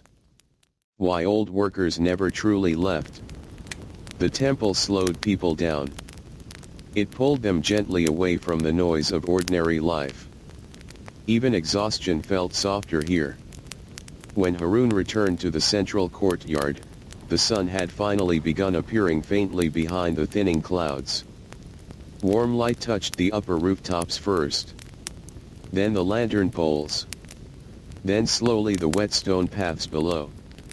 Steam rose faintly from sections of the courtyard where sunlight met cold rainwater. The storm was ending completely now. Kitchen workers carried baskets of bread toward the morning meal halls while priests crossed the courtyards in clean robes prepared for the day's ceremonies. The temple smelled of fresh bread and wet earth together. One young novice hurried past carrying rolled prayer cloth nearly larger than himself. Yusuf watched him disappear into the eastern hall.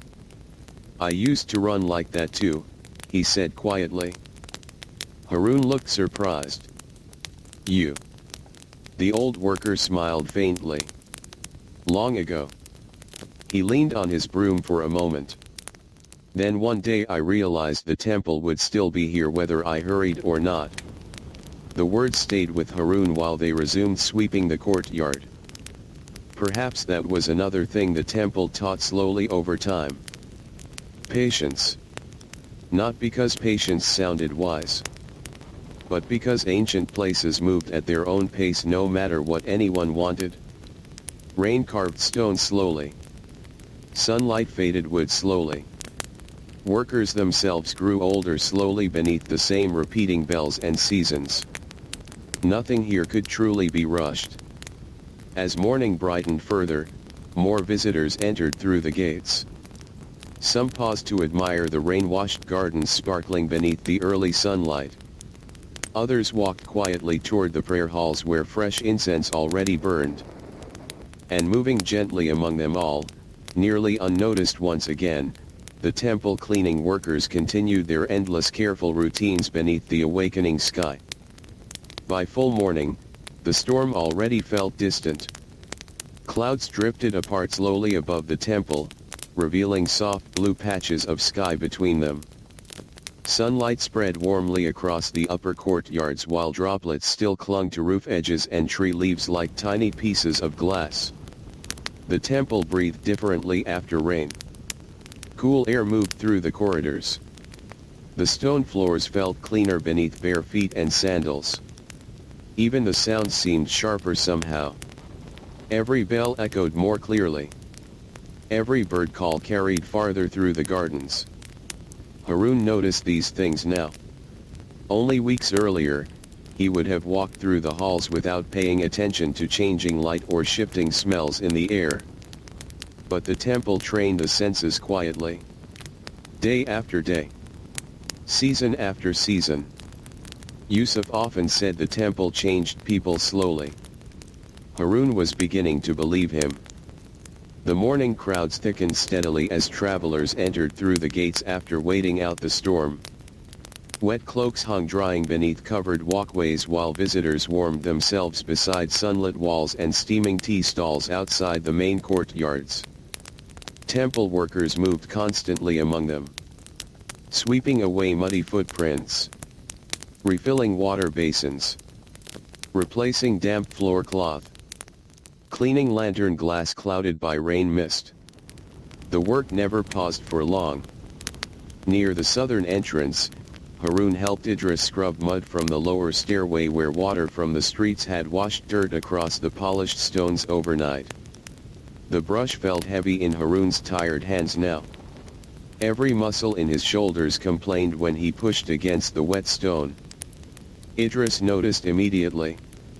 "You are reaching the dangerous hour," he said calmly. Harun paused. "What dangerous hour?" "The hour when your body forgets whether it wants food or sleep." Harun laughed softly despite his exhaustion.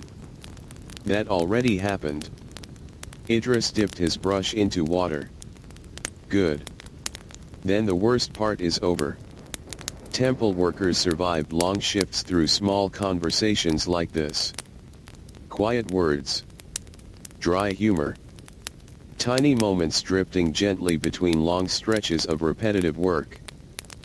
Farther up the stairs, two older cleaners polished the bronze railings using cloth soaked lightly in oil. Their movements looked practiced enough to happen without thought. One of them, a thin man named Jalil, had worked at the temple for so many years that younger workers joked he probably remembered the building before the walls were finished. Jalil rarely spoke unless necessary. But today, while rubbing rain stains from the railing, he suddenly murmured without looking up, "Storms always bring more visitors." Idris nodded. "People like temples during bad weather." Jalil's hands continued moving slowly over the bronze. "People like any place that feels steady." The old worker's voice sounded almost lost beneath the sounds of the courtyard. Yet Harun heard every word. Steady. That was exactly what the temple felt like. Not exciting. Not grand in the way kings or armies seemed grand. But steady. The bells rang at the same hours. The workers followed the same paths. Lanterns glowed each evening. Water flowed through the same ancient drains. And no matter how much rain fell or how many years passed, someone always woke before dawn to sweep the floors again. By late morning, warm sunlight finally reached deep into the western corridors, drying the last damp patches left from the storm. The air grew pleasant and golden. Visitors wandered slowly through the gardens while children chased pigeons across the outer courtyard under the watchful eyes of tired parents. The temple felt alive now. Not loud. Never loud. But full.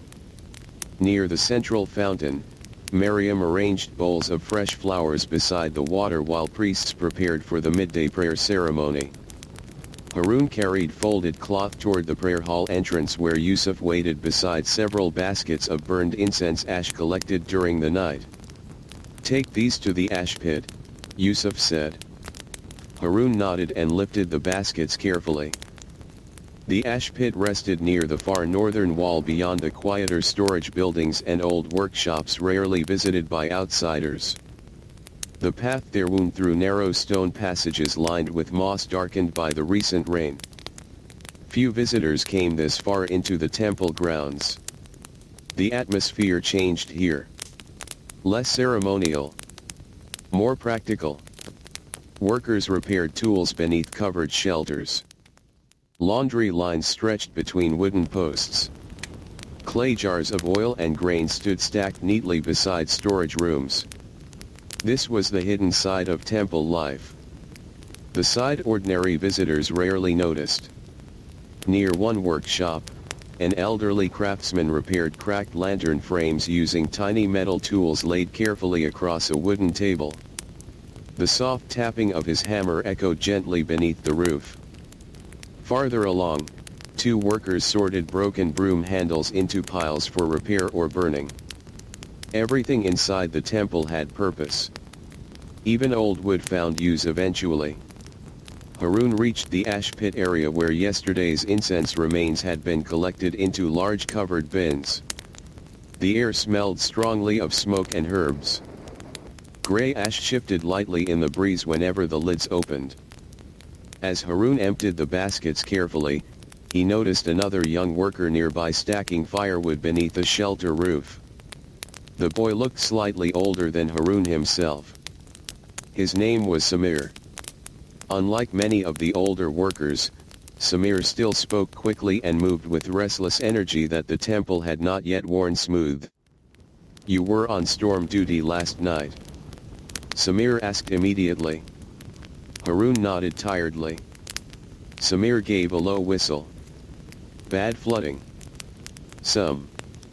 Samir stacked another piece of wood. "I hate storm shifts."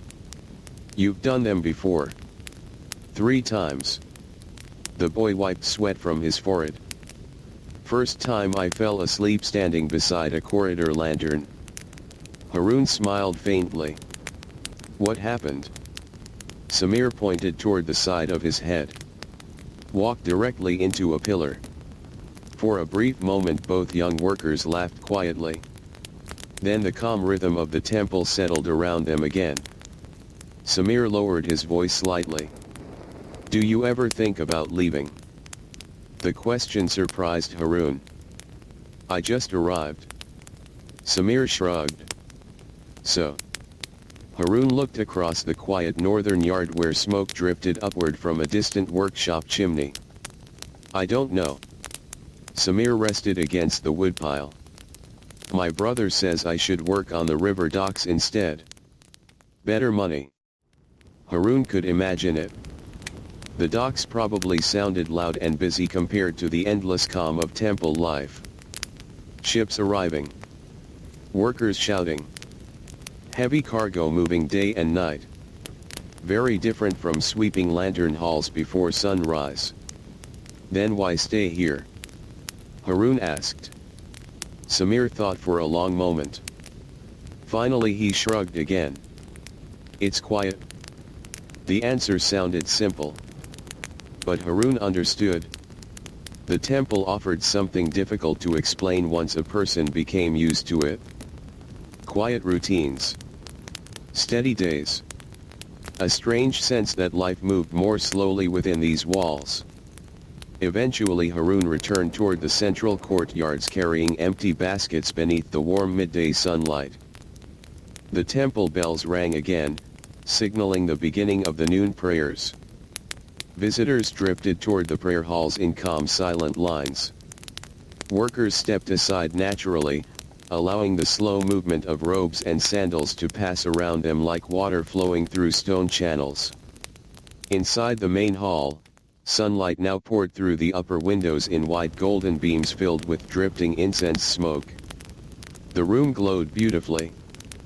Priests stood beneath rows of lanterns while visitors knelt quietly across the polished floor. Harun paused briefly near the entrance. After the long storm night, the calm warmth of the hall felt almost unreal. Peaceful. Timeless.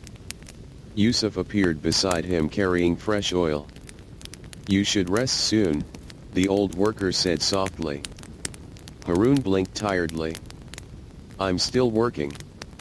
For now." Yusuf smiled faintly. But even temples let workers sleep eventually. Together they moved quietly along the edges of the hall, replacing burned candles and straightening prayer mats before slipping once more into the endless gentle rhythm of the day. And outside, beyond the shining wet rooftops, the storm clouds continued drifting farther and farther away across the brightening world. The temple settled into the deep rhythm of midday. Sunlight now filled almost every open courtyard, turning wet stone into warm reflective surfaces that slowly dried under the steady heat. The last traces of storm mist had disappeared from the air, leaving everything feeling clearer, lighter, and more ordinary again. But inside the temple, ordinary never meant still. Work continued in quiet layers.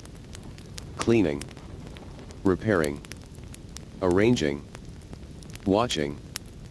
Harun moved through the western corridor with Idris carrying a long-handled broom and a small bucket of water mixed with mild ash soap used for stone polishing. The corridor had been washed heavily during the storm, but now dust from reopened doors and returning visitors had already begun settling again. Idris noticed Harun slowing down. "You are fading," he said softly. Harun exhaled. "I think I am already faded." Idris gave a small nod of approval. "That is the correct stage." Harun looked at him. "The correct stage?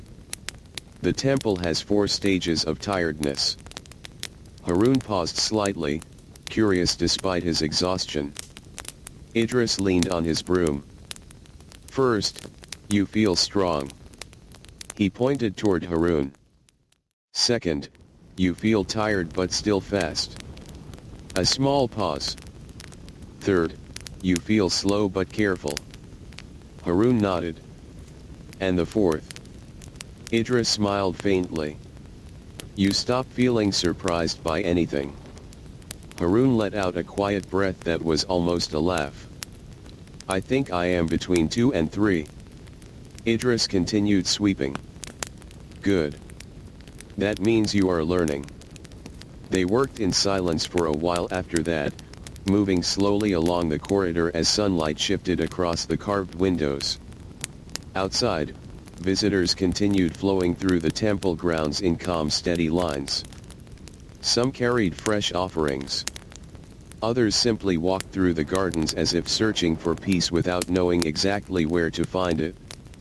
Near the central courtyard, Miriam sat beside a shallow basin sorting flower petals into separate woven trays. She hummed very softly to herself. Almost unheard.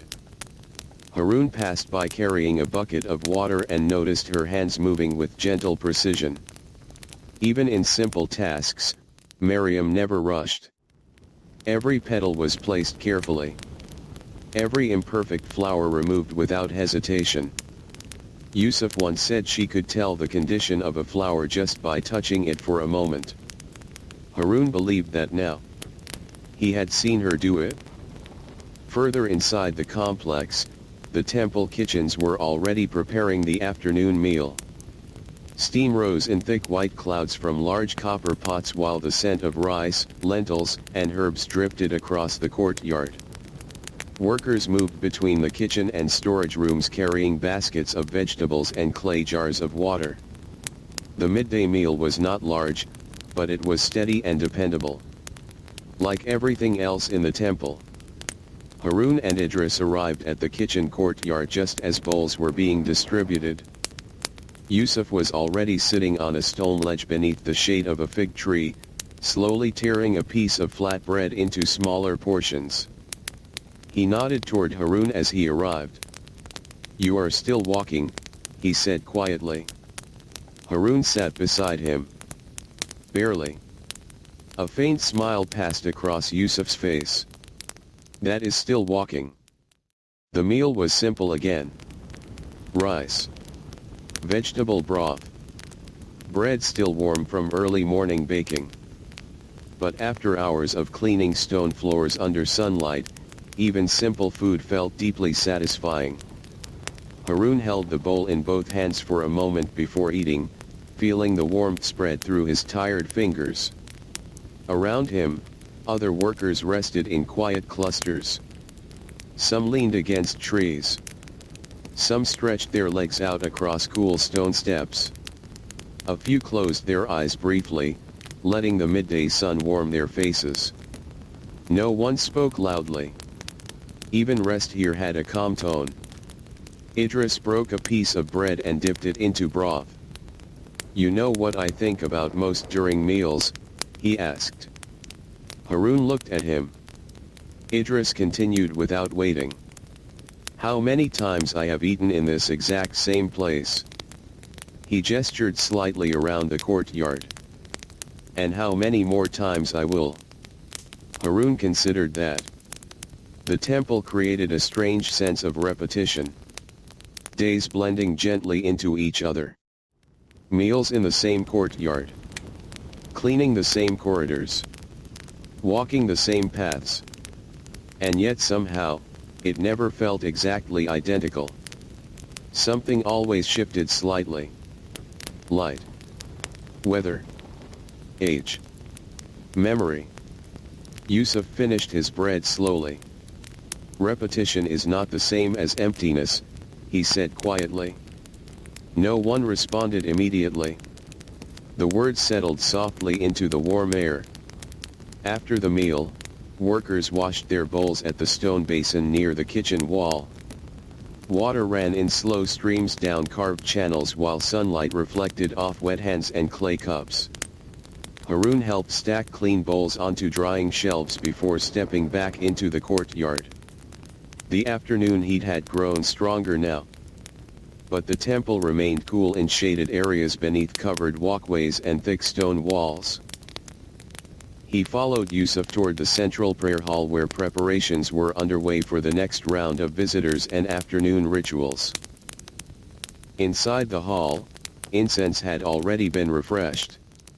Lanterns were adjusted to softer brightness during the daylight hours.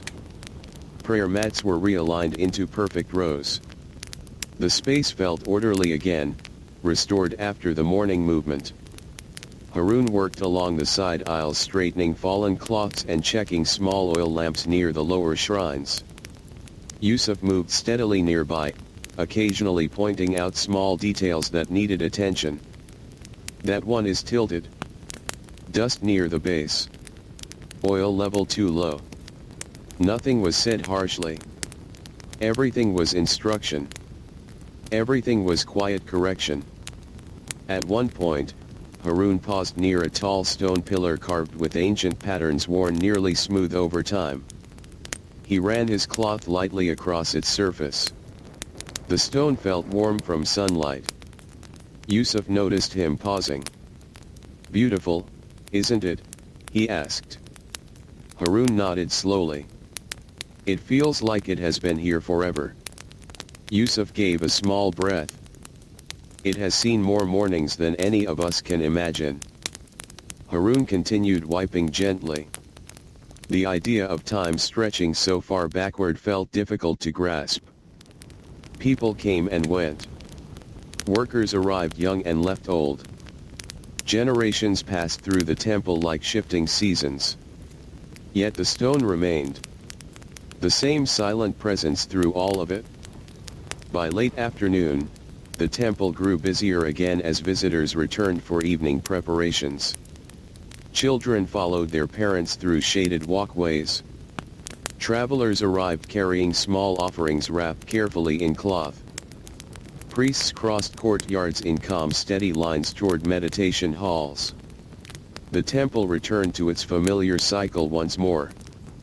Harun worked without thinking too much now. His body moved automatically. Sweeping. Carrying. Wiping. Adjusting. Checking. The rhythm had begun to settle deeper inside him. Not fully.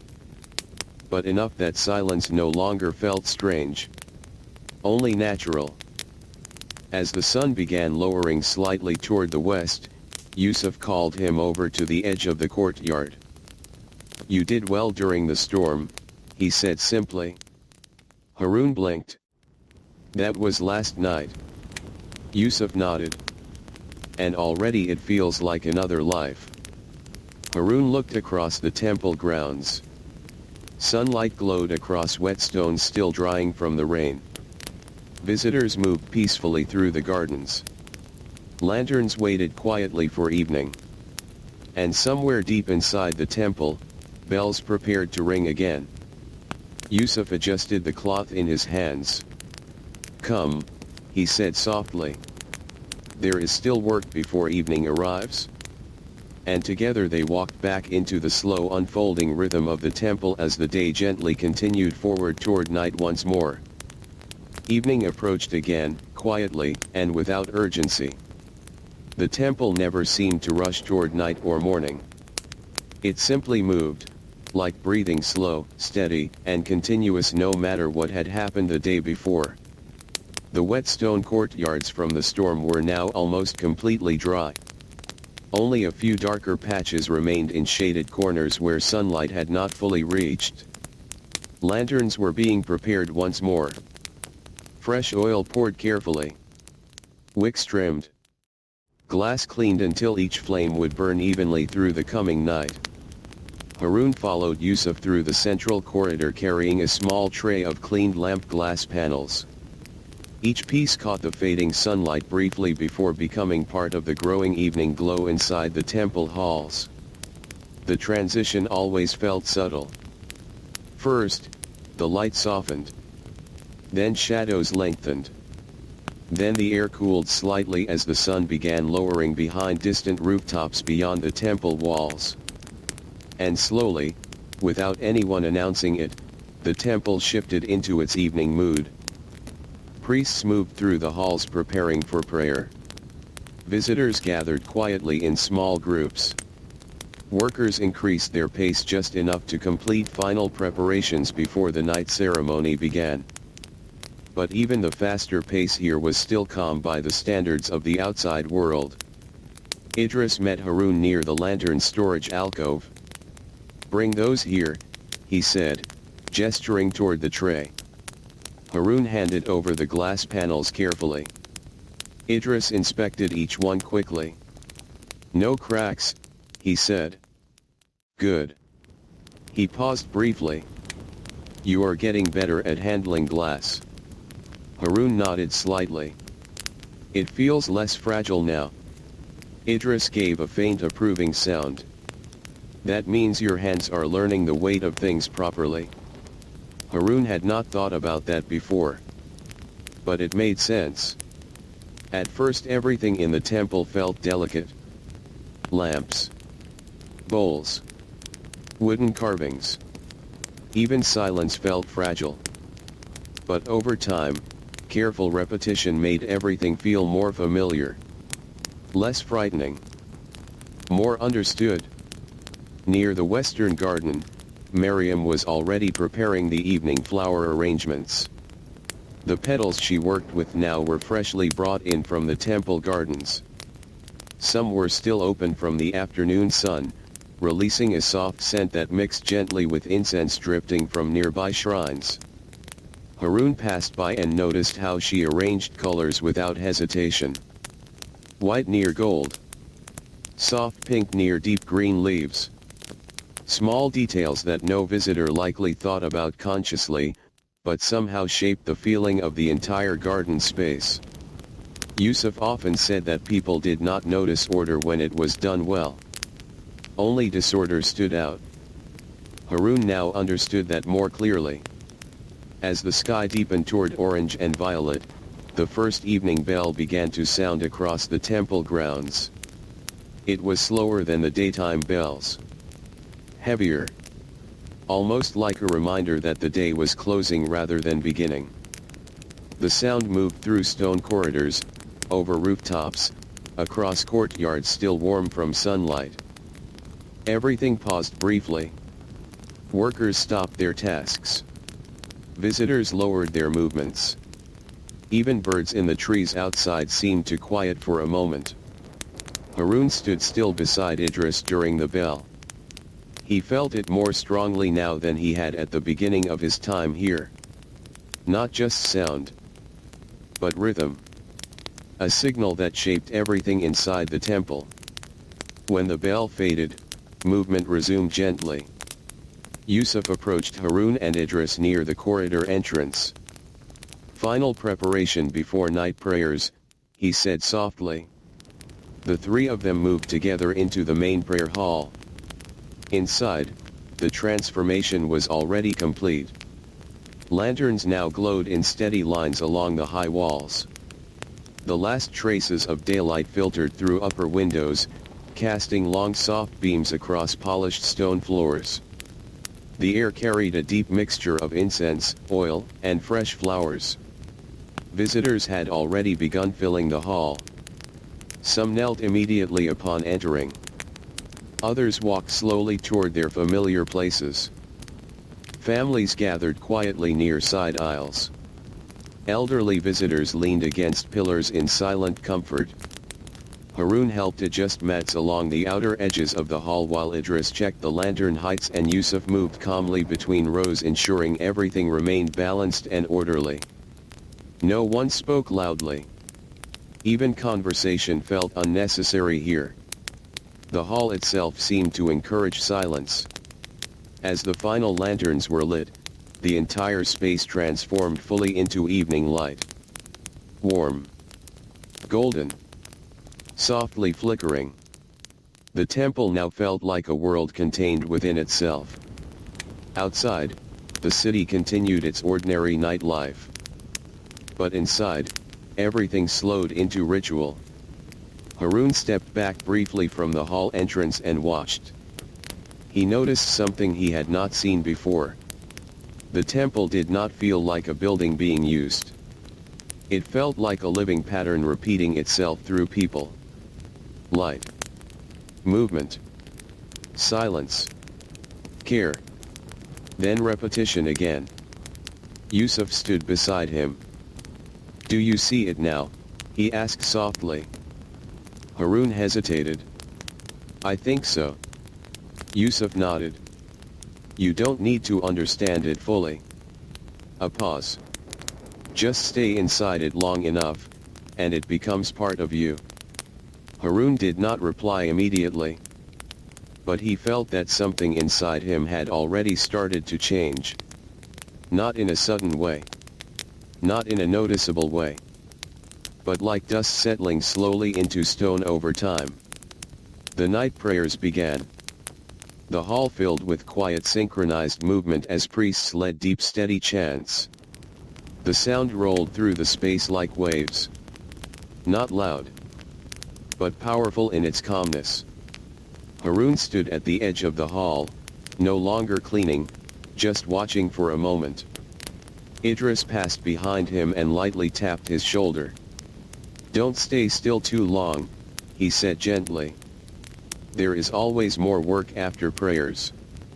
Harun nodded and turned back toward the corridor. Evening was now fully formed. Night had officially taken over the temple once again. And as the prayers continued echoing softly behind him, Harun walked back into the corridors where the next cycle of quiet work was already waiting. Night deepened once again over the temple, but it was no longer the restless kind of night that had come with the storm.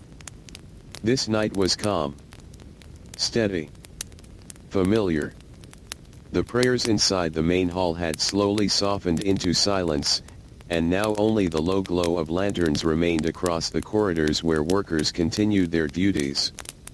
Harun walked beside Yusuf through a side passage carrying a small bundle of cleaning cloths and a narrow oil container.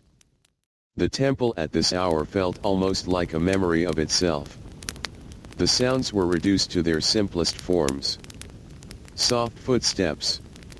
Occasional distant bell echoes. The faint crackle of lantern flames. And the quiet shifting of cloth against stone. Yusuf stopped beside a narrow stairway leading down into a lower storage corridor. "Down here," he said softly. Harun followed. The air grew slightly cooler as they descended. These lower sections of the temple were used for storing seasonal supplies, oil reserves, spare lantern parts, woven mats, and bundles of dried herbs used in ceremonies throughout the year. Very few visitors ever saw these places. Even many priests rarely came here unless necessary. The stone walls felt older down below. Darker. Worn smoother by time and moisture. A single line of lanterns guided them along the corridor, their light spaced evenly like quiet markers in the dark. At the far end of the passage, a faint damp smell lingered near one corner where water had seeped through a small crack in the foundation. Yusuf knelt down slowly. "This needs attention," he said. Harun followed his gaze. A thin stream of water had begun to gather along the base of the wall, forming a small puddle that spread gently across the stone floor.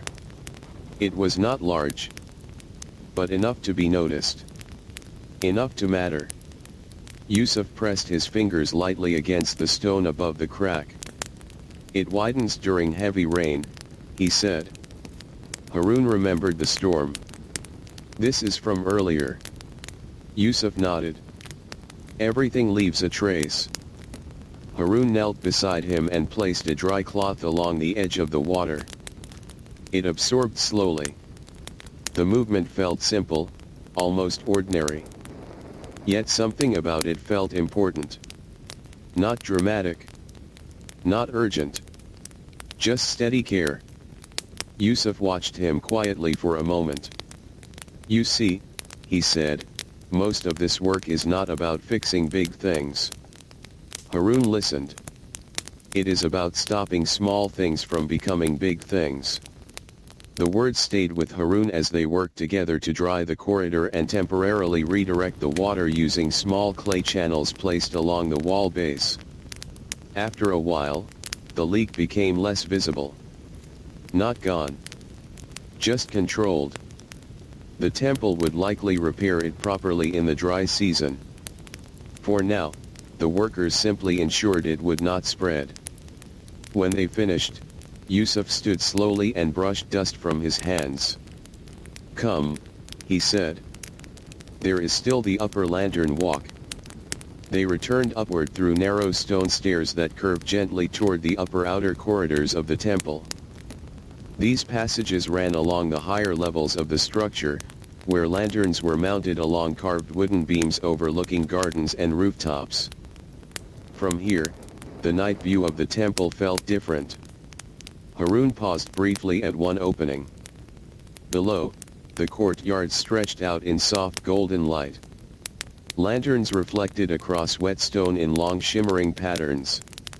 A few late visitors still walked slowly through the gardens, their shadows stretching beneath the lamps. Beyond the temple walls, the city was almost completely dark now. Only faint scattered lights remained in distant homes. Yusuf stood beside him. "You will notice something after enough nights here," he said quietly. Harun looked at him. "The temple looks different from above." Harun nodded slowly. "It feels quieter." Yusuf gave a faint approving sound. "That is because you are starting to see it as a whole, not just parts." They continued along the upper corridor. Here, the work involved checking lantern chains, adjusting oil flow, and ensuring wind guards were secure against the night breeze. Harun climbed a short ladder to inspect one lantern while Yusuf checked another farther along the beam. The wind was slightly stronger up here. Cooler. It moved through the open arches gently, carrying distant scents of night flowers from the garden below. Harun tightened a loose hook and carefully straightened the lantern. The flame inside flickered once, then steadied. Below him, Yusuf called softly. "Good." That small word carried more meaning than it sounded like. Approval in the temple was never loud. It came quietly. Without praise. Without celebration. Just acknowledgement that something was done correctly. They continued along the lantern walk until all lights were checked and secured. By the time they descended again, the night had grown deeper. The temple was now in its final stage of activity before the long quiet hours before dawn. A few workers rested briefly inside chambers. Others continued cleaning low-traffic corridors. Idris met them near the central stairway holding a small ledger of tasks. "West corridor is done," he said. "Eastern drains are stable." He glanced at Harun. "And you are still awake." Harun blinked slowly. I think so. Idris gave a faint smile. That is good. The temple still has work left for awake people. Yusuf nodded toward the distant prayer hall. Final sweep before rest. The three of them moved together once more into the quiet halls. Inside the main prayer space, only a few lanterns remained burning now. The ceremony had ended hours ago. The hall was empty except for lingering incense smoke and faint impressions left on prayer mats. Harun walked slowly along the outer edge, straightening mats and collecting forgotten cloths while Idris checked oil levels one final time.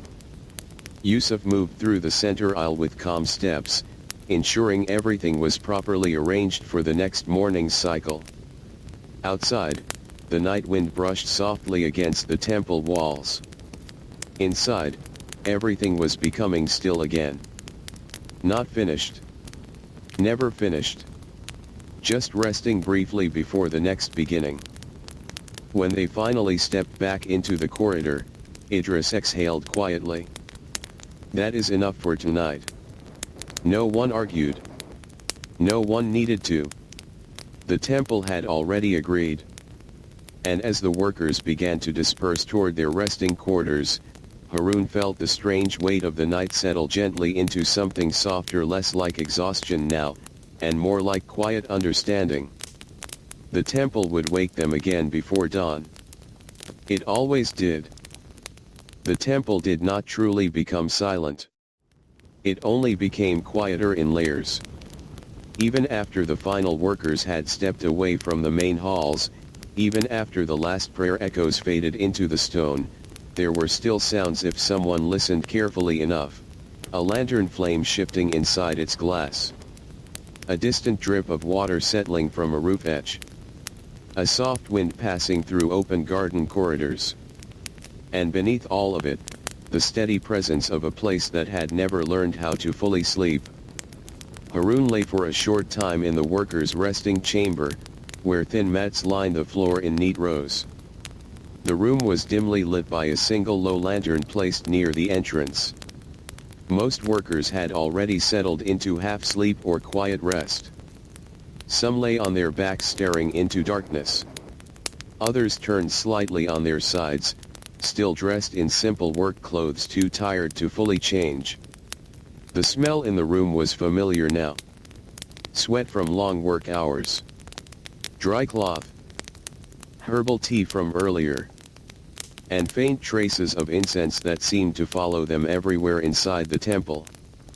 Harun's body felt heavy in a way that made even small movements feel distant.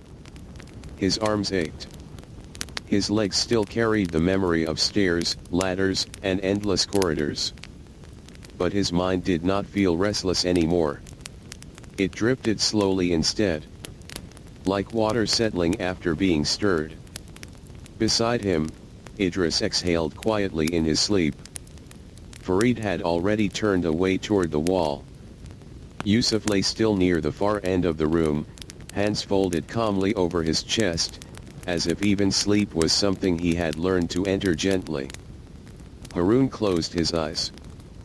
But even in that half-sleep state, the temple remained present in his thoughts. Lantern light. Stone corridors.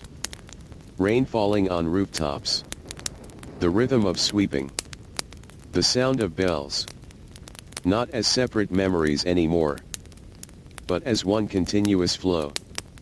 It felt as if the entire day had never truly ended, only shifted into another form. Outside, the night moved toward its deepest hour. The air grew colder. The temple grounds cooled under the absence of movement. Dew formed quietly on leaves in the garden. Water settled in still pools where lantern reflections no longer trembled. And somewhere far beyond the walls, the city also slept more deeply, unaware of the small steady world continuing behind stone gates. Inside the temple, a night guard walked slowly along the outer perimeter walls holding a dim lantern close to the ground. His footsteps were slow and practiced. Not because he expected danger, but because routine itself was part of the temple's safety. Obtained through repetition. Even watching. Even resting. Even silence. He paused briefly near the southern gate where rainwater from earlier still clung in thin wet lines along the stone edges. The guard adjusted his grip on the lantern and continued on. Far inside the temple, in a small storage corridor near the eastern wing, a single lantern flickered slightly as a draft passed through an imperfect seal in the wall. A sleeping worker stirred faintly, then settled again. The temple corrected itself quietly. As it always did. Somewhere in the early hours before dawn, Yusuf opened his eyes once. Not fully awake. Just aware. He listened to the stillness for a moment. Then closed his eyes again. He had learned over the years that temples do not truly rest in silence. They rest in balance. Even at night, everything continues at a slower pace. Breathing without sound. Moving without urgency. Changing without interruption. And Harun, somewhere between sleep and memory, began to feel that same rhythm settle into him more deeply than before. Not as work. Not as duty. But as something closer to habit. Or belonging. The night continued its slow passage. 1 hour. Then another. Until the first faint shift of darkness began to loosen at the edges of the sky. Before any bell rang. Before any worker stood. Before any lantern was relit. The temple had already begun preparing for morning again. Before dawn ever truly arrived, the temple had already begun to change. It was never sudden. It was always gradual. Like breath returning to a sleeping body. The darkness outside the walls softened first, losing its deepest black and becoming something closer to charcoal gray. The outlines of rooftops slowly reappeared against the sky. Trees in the courtyard stopped being shapes and became trees again. Inside the workers' rest chamber, Harun stirred slightly before fully waking. Not because of noise. But because the temple itself had shifted. The air felt different. Cooler in a new way. Quieter in a more alert way. As if the building had gently reminded everyone that rest was ending soon. One by one, workers began to wake without urgency. Idris sat up slowly, rubbing his eyes. Farid adjusted his folded cloth near his pillow and exhaled through his nose as if accepting the return of another day without protest. Yusuf was already sitting upright, fully awake now, though still calm in posture. No one spoke loudly. Morning inside the temple never began with words. It began with movement. Small. Quiet. Familiar. Harun sat up last, feeling the weight of sleep still clinging to his limbs. For a moment, he simply listened. Somewhere far away, a bird called once. Then again. The sound felt distant but clear. A sign that the world outside the temple was also waking. Yusuf stood. Wash first, he said softly. No one needed more instruction than that. The workers gathered their simple belongings and moved toward the washing corridor near the lower courtyard. Cold water had been drawn earlier from the temple wells and left in large stone basins overnight. Now it felt even colder under the early morning air. Harun dipped his hands in first. The shock of cold was immediate. It traveled up his arms and brought a sharp clarity to his tired mind. He washed his face slowly, letting water run down his skin and drip back into the basin below. Around him, the others did the same. No conversation. Only water. Only movement. Only the return to wakefulness. When they finished, Idris handed Harun a dry cloth. Better? He asked. Harun nodded. Yes. Idris gave a faint, satisfied sound. That is enough. They stepped out into the courtyard just as the first true light of morning began touching the upper edges of the temple walls. Lanterns from the night were still burning, but they looked weaker now against the growing daylight. One by one, workers began moving back into the corridors. Not hurried. Not slow. Just steady. Yusuf led them toward the central hall for the morning reset. This was the quiet work that happened every day before visitors returned fully. Replacing extinguished lamps. Straightening mats. Checking incense holders. Removing the last signs of night and preparing the space for the day's first ceremonies. Inside the main hall, Harun moved along the side aisles once again. But this time everything felt slightly different. Not because the tasks had changed, but because he had changed. His body remembered the night shift now. His hands moved more confidently around fragile objects. His eyes noticed details without being told. A slightly tilted lantern. A damp mark near a pillar base. A mat not fully aligned with the row beside it.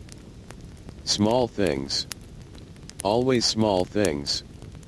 Yusuf watched him briefly from across the hall. "You are faster this morning," he said. Harun paused. "I am still tired." Yusuf nodded. "That is normal." He adjusted a lantern near the altar. Tired hands learn honesty faster. Harun thought about that quietly as he continued working. Outside the hall, the first visitors of the morning were beginning to gather again at the gates. Shadows of people standing patiently in the early light. Some carrying offerings. Some simply waiting. The temple would soon return to its public rhythm. But inside, for these few moments, it still belonged to the workers. When the morning bell finally rang, it did not feel like an announcement. It felt like confirmation. The day had officially begun again. Visitors entered slowly through the gates, stepping carefully across damp stone paths still cool from the night. Harun stood near the entrance with Idris, observing the flow of people returning to the temple space. Idris spoke quietly. "Do you notice something?" Harun looked. "The temple feels reset." Idris nodded once. "That is what we do." A pause. "We return it to itself every morning." Harun did not answer immediately. But he understood what Idris meant. The temple was never finished. Never completed. It was always being returned to order. Again and again. Like a gentle correction against time itself. As sunlight spread further across the courtyard and the first full wave of visitors entered, Harun turned slightly toward the inner halls where Yusuf was already walking deeper into the temple with steady steps. The day had fully begun. And the cycle, as always, continued forward without pause. By mid-morning, the temple had fully awakened into its public life. The quiet softness of dawn had already faded into steady movement, as visitors filled the courtyards and prayer halls with slow, respectful motion. The air felt warmer now, touched by sunlight that had climbed higher over the roofs and spilled across the stone pathways in pale golden strips. Harun moved through the outer corridor with Idris, carrying a long broom and a bucket of clean water for routine touch-up cleaning. The storm from the previous night was already becoming something distant in memory.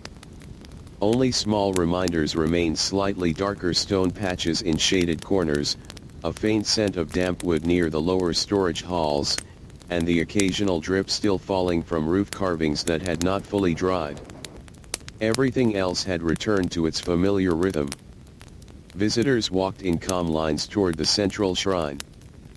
Priests moved between chambers with measured steps. Workers continued their quiet maintenance in every direction, unseen by most, but always present.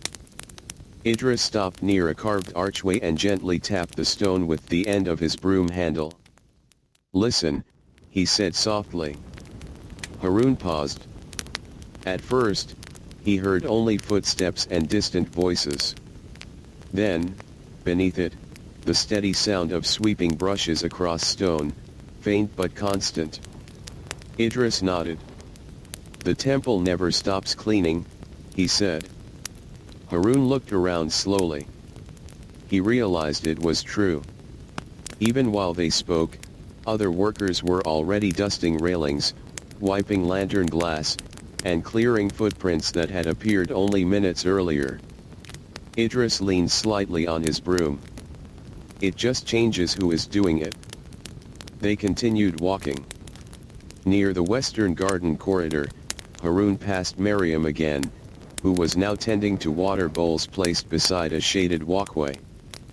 Fresh flowers floated gently on the surface, their reflections trembling with each small ripple of air. Miriam did not look up as she spoke.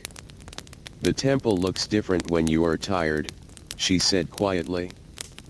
Harun gave a faint smile. "It looks the same." Miriam finally glanced toward him for a brief moment. "That is because you are starting to see it properly." Then she returned to her arrangement of petals without waiting for a response. Harun continued walking, thinking about her words. The temple did not actually change. It only revealed different parts of itself depending on who was looking, and when. By late morning, the main prayer hall was once again filled with visitors. The air inside carried a gentle blend of incense, sunlight, and still warm stone. Harun helped Idris along the side aisles, ensuring mats remained aligned and lantern oil levels stayed steady for the later ceremonies. Yusuf moved slowly through the central aisle, his presence calm and unhurried, checking each section with quiet attention. At one point, Harun noticed him stop near the same pillar he had touched earlier in the day. Yusuf placed his hand lightly against it. "This stone remembers rain," he said softly. Harun looked at him. Yusuf continued without turning. "And sun. And smoke. And hands like ours." A pause. "Everything leaves something behind here." Harun ran his fingers lightly along the pillar's worn surface again. It felt warmer now under the full morning light. The idea stayed with him as they worked. Not just cleaning. Not just maintenance. But accumulation. Layers of time, gently pressed into stone and wood by repetition and care. As the day moved toward early afternoon, the temple settled into a slower rhythm again. Visitors rested in shaded courtyards. Some ate simple meals purchased from small stalls near the outer gate. Others sat in silence beneath trees, watching light shift across the ground. Inside, workers took brief pauses when possible, sitting near walls or under covered corridors to drink water and regain strength before continuing. Harun sat briefly beside Idris near a storage alcove, leaning his back against the cool stone. Idris closed his eyes for a moment. "You will start to feel it soon," he said. Harun looked at him. "Feel what?" Idris opened one eye slightly. "The difference between being tired and being part of the place." Harun did not fully understand. But he did not question it further.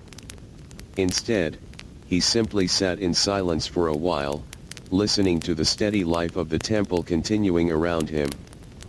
Footsteps. Water being poured. Soft bells marking time in the distance. When they stood again, Yusuf was already waiting nearby. "Afternoon round," he said calmly.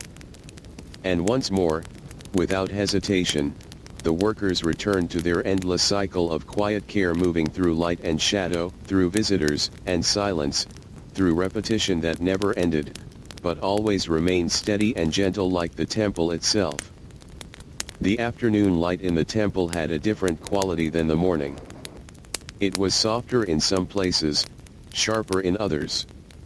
It slipped through high windows and open archways in long, warm beams that slowly shifted across stone floors as time passed. Harun noticed how even the shadows seemed familiar now. They no longer felt like something separate from the work. They felt like part of it. He walked beside Yusuf through a narrow inner corridor carrying a small bundle of fresh cloths and a jar of oil for the wall lamps. Idris followed a few steps behind, checking door hinges and lightly tapping wooden frames as he passed, listening for any signs of weakness or wear. The temple was always speaking in small ways. A loose hinge creaked differently.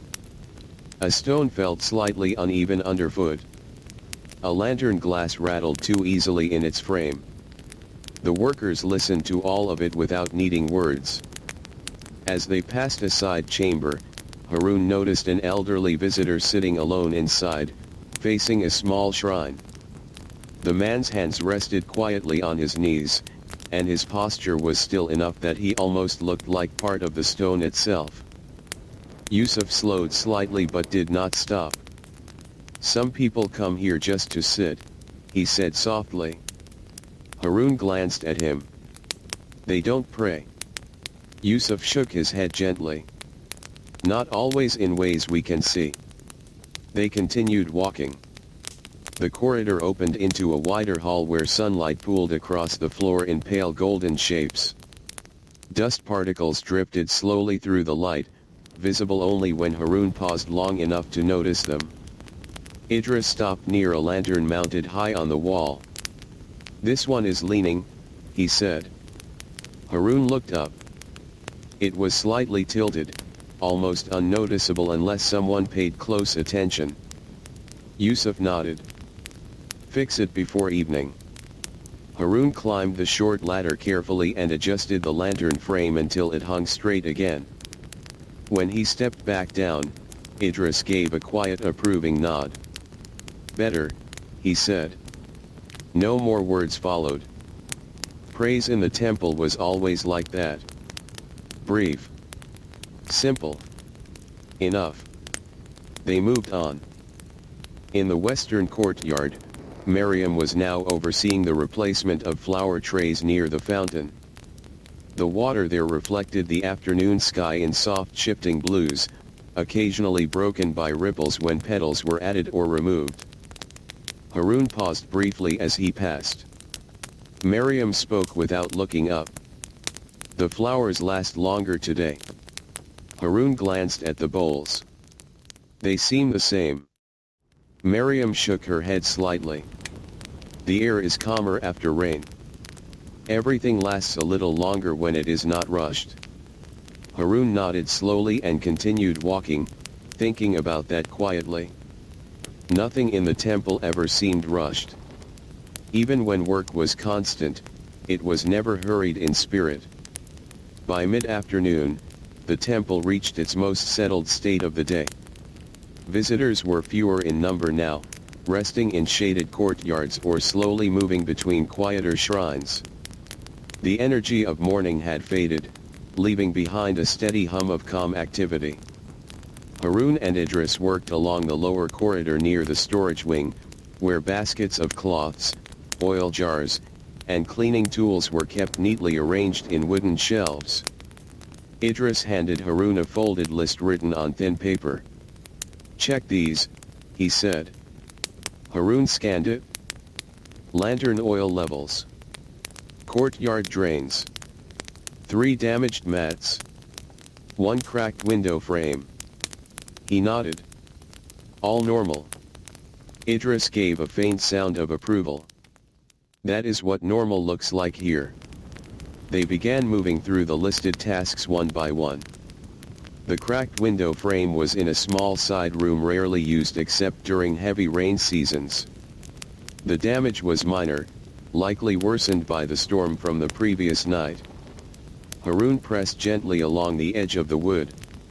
It shifted slightly. Idris observed. "Not urgent," he said.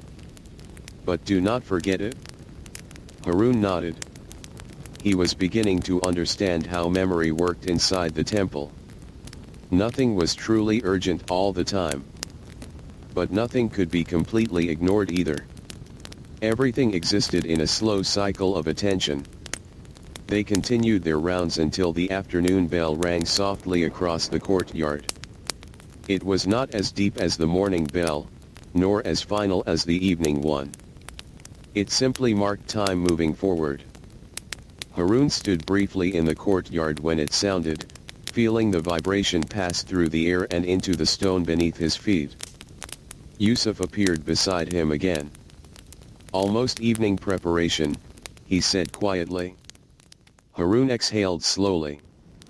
The day had already carried so much movement, yet it still felt like it was only gently unfolding rather than ending. Yusuf looked toward the western sky. "The temple always feels longest after storms," he said. Haroun looked as well. Sunlight still stretched across the courtyards, but its angle had changed slightly. Longer shadows were beginning to form again. The cycle was turning.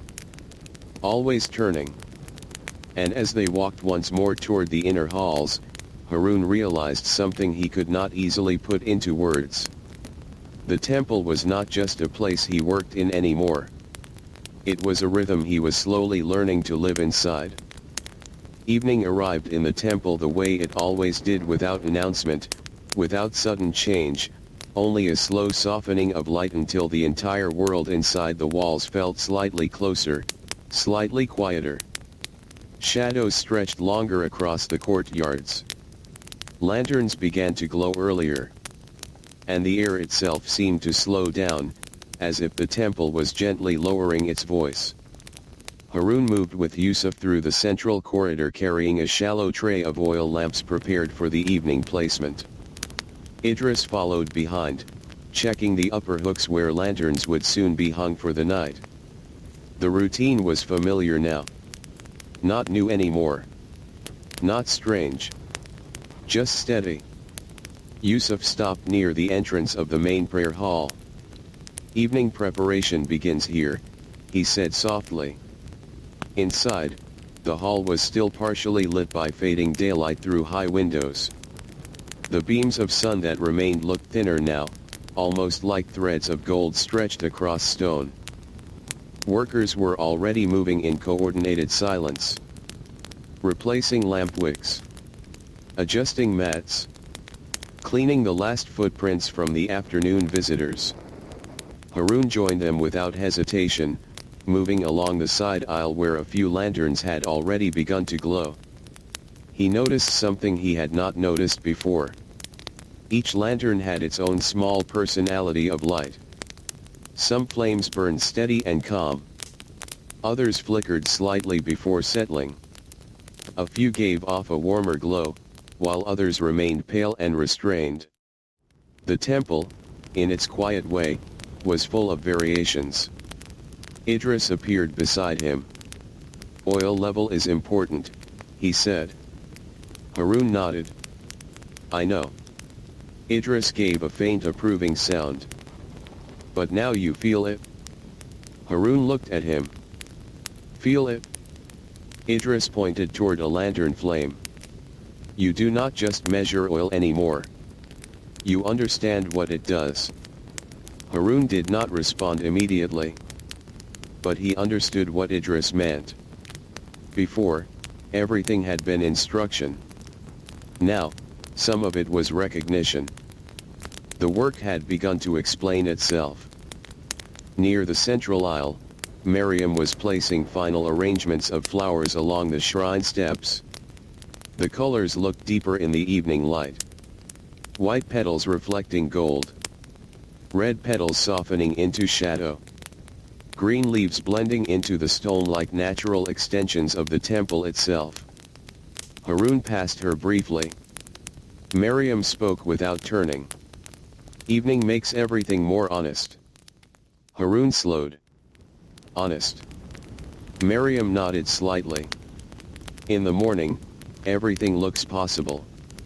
In the afternoon, everything looks busy. But in the evening, She paused gently, things settle into what they really are. Haroon continued walking, thinking about her words. The temple did feel different in the evening. Less like motion. More like form. As if everything had finally stopped pretending to be temporary. The evening bell rang then. Deep. Slow. Filling every corridor and courtyard with a calm finality that was not an ending, but a transition. Visitors paused where they stood. Some lowered their heads. Others simply stood still for a moment before continuing their quiet movements toward prayer halls.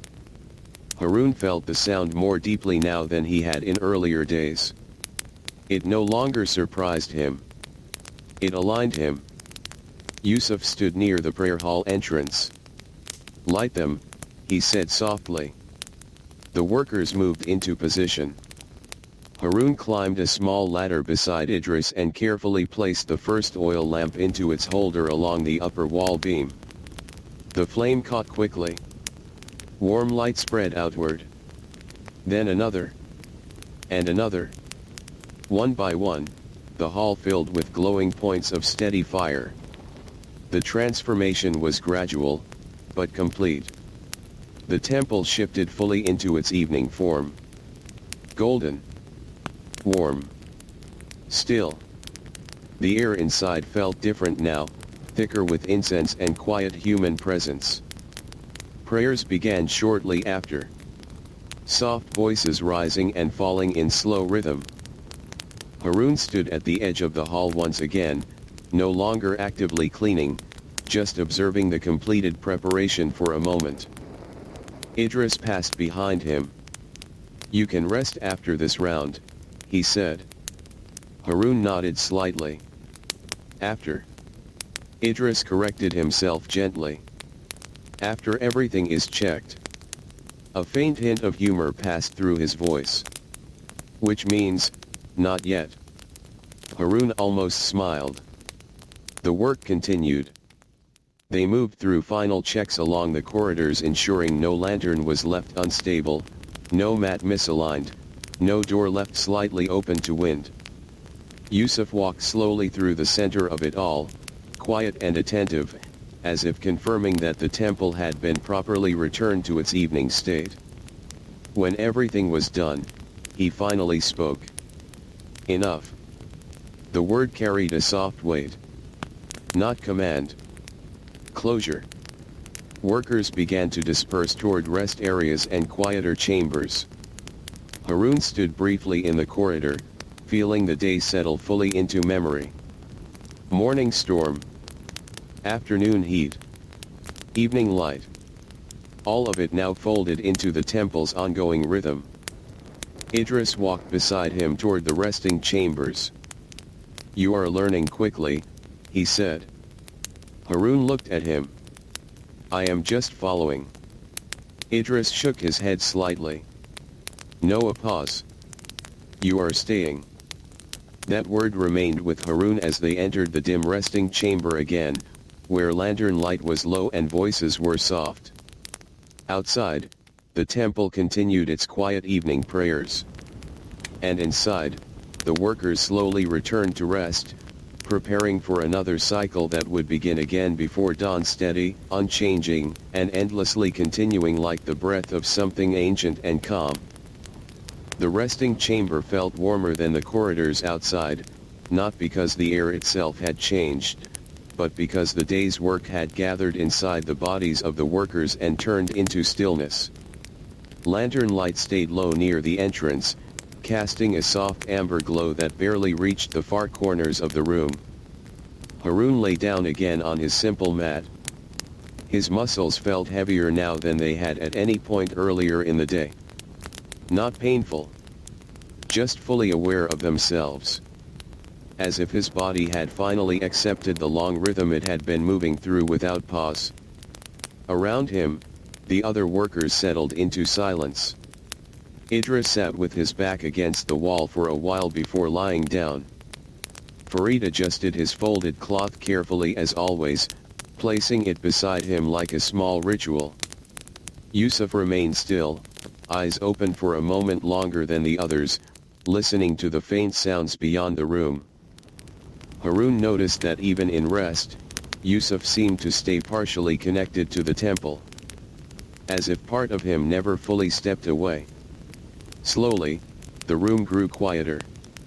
Not instantly, but in layers again. A shift in breathing. A settling of weight. A fading of awareness into something softer. Harun closed his eyes. The temple remained present behind his thoughts. Not as separate images anymore, but as one continuous feeling. Stone under feet. Water moving through drains. Lantern light steady in wind. The sound of sweeping in distant corridors. It was no longer something he observed. It was something he carried. Outside, night deepened once again. The sky above the temple turned darker, and stars slowly returned in faint scattered patterns between drifting clouds. The city beyond the walls quieted into its own rhythm, unaware of the small world continuing inside the ancient structure.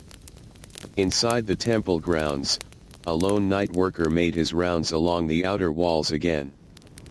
His lantern moved slowly through the darkness, tracing familiar paths along stone that had been walked for countless nights before. Everything was in order. Everything was steady. Inside a lower corridor, a thin crack of water still rested along the stone base where Yusuf and Harun had worked earlier. It did not spread. It did not grow. It simply existed, held in place by careful attention. The temple was never perfect, but it was always cared for. Far inside the sleeping chamber, Harun's breathing slowed.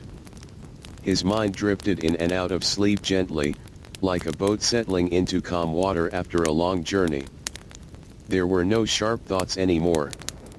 Only impressions. Warm light. Cool air. Soft footsteps from earlier in the day. The sound of rain remembered in stone. Time no longer felt divided into moments. It felt like a single long motion. Elsewhere in the chamber, Idris turned slightly in his sleep and exhaled quietly. Farid remained still.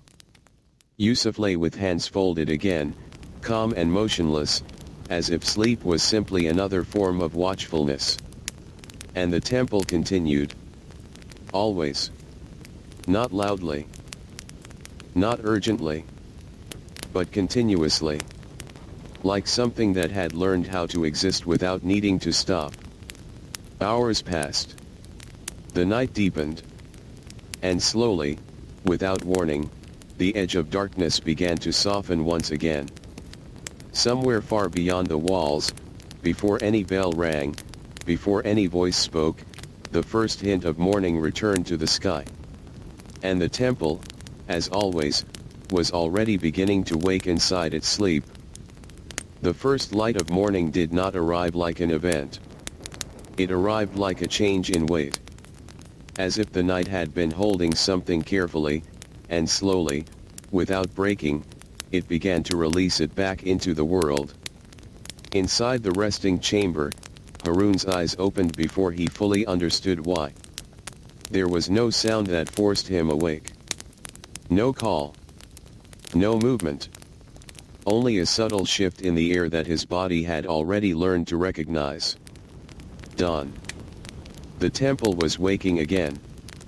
Around him, the other workers began to stir in quiet stages. Idris sat up first, rubbing his face slowly with both hands. Farid followed, adjusting his position with practiced calm. Yusuf opened his eyes last, already awake in a deeper sense than sleep could fully cover. No one spoke. There was no need. Morning in the temple always began as understanding before it became action. Harun sat up and exhaled slowly. His body felt less heavy than the night before, but not fully rested either. It was a familiar in-between state now. Not exhaustion. Not energy. Something in the middle that belonged only to this place. Yusuf stood first. "Wash," he said gently. The word carried the entire morning within it. They gathered their simple belongings and moved toward the washing corridor again, following the same path they had taken so many times that it no longer felt like direction, but habit. The water in the stone basins was cold again. Always cold at dawn. Haroun dipped his hands in and felt the sharp clarity return immediately. It was not comfort, but it was awakening. Around him, the others washed in silence. The sound of water became the first sound of the new day. When they finished, Idris handed Haroun a cloth without looking at him. "Another cycle," he said softly. Haroun nodded. "Yes." But this time the word felt different. Not uncertain. Not new. Just accepted. They stepped into the courtyard together. The sky above the temple was pale and wide, painted with the soft colors of early morning gray blending into faint blue, with hints of light gathering at the horizon. Lanterns from the night still burned in some corners, though their glow looked weaker now against the rising daylight. Workers were already moving through the corridors again. Some carrying brooms. Some carrying oil. Some simply walking toward their assigned areas with quiet purpose. The temple had restarted itself. Haroun followed Yusuf toward the central hall for morning preparation once more. Inside, the space was already transforming. Night incense still lingered faintly in the air, but fresh morning light had begun entering through the upper windows again. The mats were being straightened. The lamps checked. The floors prepared. Everything returning to order after the night's pause. Haroun moved along the side aisle without hesitation now, adjusting what needed adjustment without waiting to be told. A slightly misaligned mat. A lamp needing a small refill. A corner where dust had settled again overnight. Small things. Always small things. Yusuf watched him briefly but said nothing at first. Only after a moment did he speak. "You do not pause as much anymore." Haroun looked up. "I know what to look for now." Yusuf nodded slowly. "That is the beginning of belonging." The word stayed in the air for a moment. Belonging. Not ownership. Not arrival. Something quieter than both. Haroun continued working. Outside the hall, the temple gates opened once again for the new day. Visitors would soon begin arriving. Prayer cycles would begin again. Meals would be prepared. Courtyards would fill. And the rhythm would continue exactly as it always had. But for Haroun, something had shifted. The temple no longer felt like a place he entered and left. It felt like something he moved within. Like time itself had softened around him and taken his shape into its flow. As the first full light of morning spread across the courtyard stones, Yusuf walked beside him one last time before the crowd fully arrived. "Remember this feeling," he said quietly. Haroun looked at him. "What feeling?" Yusuf looked toward the opening gates. "The feeling that nothing here is ending." A pause. Only continuing. Haroun did not answer immediately. But he understood. And as the morning bell began to sound across the temple once again deep, steady, familiar, he turned back toward the work already waiting for him, and stepped forward into the next quiet cycle of the temple's endless, gentle day. Morning settled fully across the temple, but it never felt like a sharp beginning. It felt more like something already in motion continuing without interruption. Visitors now filled the courtyards in steady streams, their footsteps soft against the stone path still cool from the night air. Some moved directly toward the main prayer hall, while others wandered slowly through the gardens, letting the calm atmosphere guide them rather than any clear intention. Haroun worked near the eastern corridor with Idris, cleaning the lower wall sections where rainwater from the previous night had left faint marks. The stone still carried the memory of the storm. Not visible in a dramatic way. Just subtle differences in tone. Slight darkness in corners. A faint unevenness where water had once gathered. Idris ran his cloth along the wall in slow, steady strokes. "Storms leave fingerprints," he said softly. Haroun glanced at him. "They always stay." Idris shook his head slightly. "No." A pause. "But they always change something." Haroun continued wiping the stone. He understood that now. The temple did not erase its past. It absorbed it. Yusuf appeared a short distance away, moving calmly between passing visitors and workers, checking alignment of hanging lanterns along the corridor. His presence remained steady as always. Not directing. Not controlling. Just observing and adjusting when necessary. Near the garden walkway, Miriam was already tending to a fresh set of flowers brought in from the outer fields earlier that morning. The petals looked brighter now under full daylight. Their colors seemed more awake than they had during the evening hours. Haroun passed briefly and slowed. Miriam spoke without looking up. "The storm helped them," she said. Haroun looked at the flowers. "How?" Miriam gently turned a stem between her fingers. "They last longer after rain. The roots remember it." She placed the flower carefully into a shallow bowl. "Everything here remembers something." Haroun did not respond immediately. The idea lingered as he walked on. Memory was not only in people.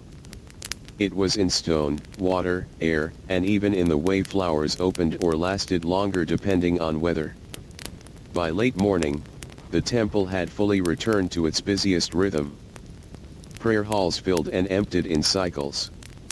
Visitors came and went in soft waves. Workers moved constantly behind them, unseen but always present. Haroun now moved with a kind of quiet certainty. Not thinking too much before acting. Just noticing and responding. A lantern slightly dim, he adjusted it. A mat slightly crooked, he straightened it. A small puddle near a doorway, he wiped it before it spread. These actions no longer felt like separate tasks. They felt connected. Part of a larger flow. Idris noticed this change during one of their brief pauses near a shaded corridor. "You are not watching the work anymore," Idris said. Haroun looked at him. "I am inside it." Idris nodded once. "That is better." No further explanation followed. None was needed. Around them, the temple continued its slow breathing of movement and stillness. Sunlight shifted across pillars. Wind passed gently through open arches. The sound of distant bells marked time in soft intervals that no longer felt surprising, only familiar. By early afternoon, Haroun found himself briefly alone in a quiet side corridor while Idris and Yusuf attended to another section of the hall. He leaned lightly against the stone wall for a moment, letting the cool surface rest against his tired body. The temple was not silent even here. But it was quieter. In the distance, he could hear faint movement, footsteps, voices, the soft brushing of cloth, water being poured into basins. Yet everything felt layered rather than loud. He closed his eyes briefly. And for the first time, he did not imagine the temple as something he was inside of. He simply felt that he belonged to its rhythm. Not as a possession. Not as a role. But as a passing part of something that continued whether he understood it fully or not. When he opened his eyes again, Yusuf was standing a short distance away, watching quietly. "You rest differently now," Yusuf said. Haroun straightened. I did not realize I was resting. Yusuf gave a faint, calm expression. That is the point. A pause. The temple teaches without announcing itself. Harun nodded slowly. The afternoon bell sounded, then soft, steady, familiar, marking another shift in the day's slow movement. Visitors adjusted their paths. Workers resumed tasks. Light shifted again across the stone. And once more, Harun moved forward without hesitation, continuing into the next part of the temple's endless, quiet unfolding day. The late afternoon in the temple felt different from all the days before it, not because anything had changed, but because Harun now noticed how little it changed at all. The same courtyards. The same corridors. The same steady movement of people passing through light and shadow like water through carved channels. But now, he no longer felt like he was walking beside it. He felt like he was moving with it. Yusuf stood near the central fountain, watching the waterfall in its quiet, endless rhythm. Idris was nearby, checking the alignment of a storage door that had already been checked earlier in the week, and would likely be checked again in the week ahead. Harun approached slowly and stopped beside them. No one spoke at first. The temple did not require words to fill its space. After a while, Yusuf broke the silence. "Do you still think about before?" he asked softly. Harun considered the question. Before the temple had felt like another life. Busy roads. Different mornings. Places that now felt distant in a way that was hard to clearly describe. "I remember it," Harun said quietly. A pause. "But it feels far away." Yusuf nodded, as if that answer was expected. "That is how the temple works," he said. Idris leaned slightly on his broom. "It does not take things from you," he added. "It replaces what you no longer carry." Harun looked across the courtyard. Visitors moved slowly through the gardens, some stopping near flowers, others sitting quietly beneath trees. The light of the afternoon was warm now, softened by time, as if the entire temple had settled into a calm breath that would not rush to end. Harun spoke again, quietly. "Do workers ever leave?" Idris answered without looking at him. "Yes." A pause. "But most do not feel the need to." Yusuf's voice followed gently. "Because leaving would mean stepping out of a rhythm they already understand." Harun did not respond immediately. He looked at his hands instead. They were still slightly rough from cleaning stone, carrying water, and handling tools through storms and quiet mornings. Hands that had already begun to belong to this place. Not fully, but enough. The temple bell rang again, softer now in the late day. Not calling for prayer. Not marking urgency. Just reminding time that it was still moving. Harun turned toward the sound. And for a moment, he did not feel like a visitor anymore. He did not feel like someone new. He simply felt present. Yusuf spoke one last time, his voice calm and almost distant in the way of long-time workers who no longer needed to emphasize meaning. "Everything here continues whether we notice it or not." A pause. "We only take care of what is already continuing." Harun nodded slowly. The words did not feel like instruction anymore. They felt like understanding. The evening began to arrive gently, the same way it always did. Lanterns were prepared. Floors were checked. Paths were swept. Visitors began to leave or settle for night prayers. And Harun moved with the others, not behind them, not ahead of them, but within the same steady rhythm that had shaped every day he had spent here. As darkness slowly returned to the temple once more, the lights grew warm again across stone and wood, and the familiar cycle began its quiet turn toward night. Harun walked through the corridor one final time with Yusuf and Idris, checking lanterns as they went. No urgency. No final moment. Only continuation. At the threshold between inner hall and outer courtyard, Yusuf stopped. He did not give a farewell. He did not give instruction. He simply looked at Harun for a long moment, calm and steady. Then he said softly, "Now you know the rhythm." Harun nodded once. And Yusuf turned away, disappearing into the softly lit corridor where other workers continued their quiet duties. Idris followed after a moment, leaving Harun alone for the first time that day in the gentle evening light. He stood still for a while, listening. To the lanterns. To the footsteps.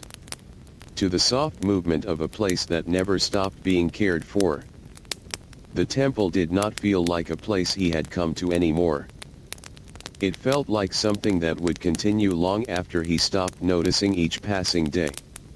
Slowly, Harun turned and walked back into the evening work, not as someone entering a new life, but as someone continuing within it. And as the lanterns glowed brighter against the growing night, the temple remained what it had always been. Quiet. Steady. Endless. A place where time did not end, but simply kept moving forward softly, gently, without ever needing to be finished.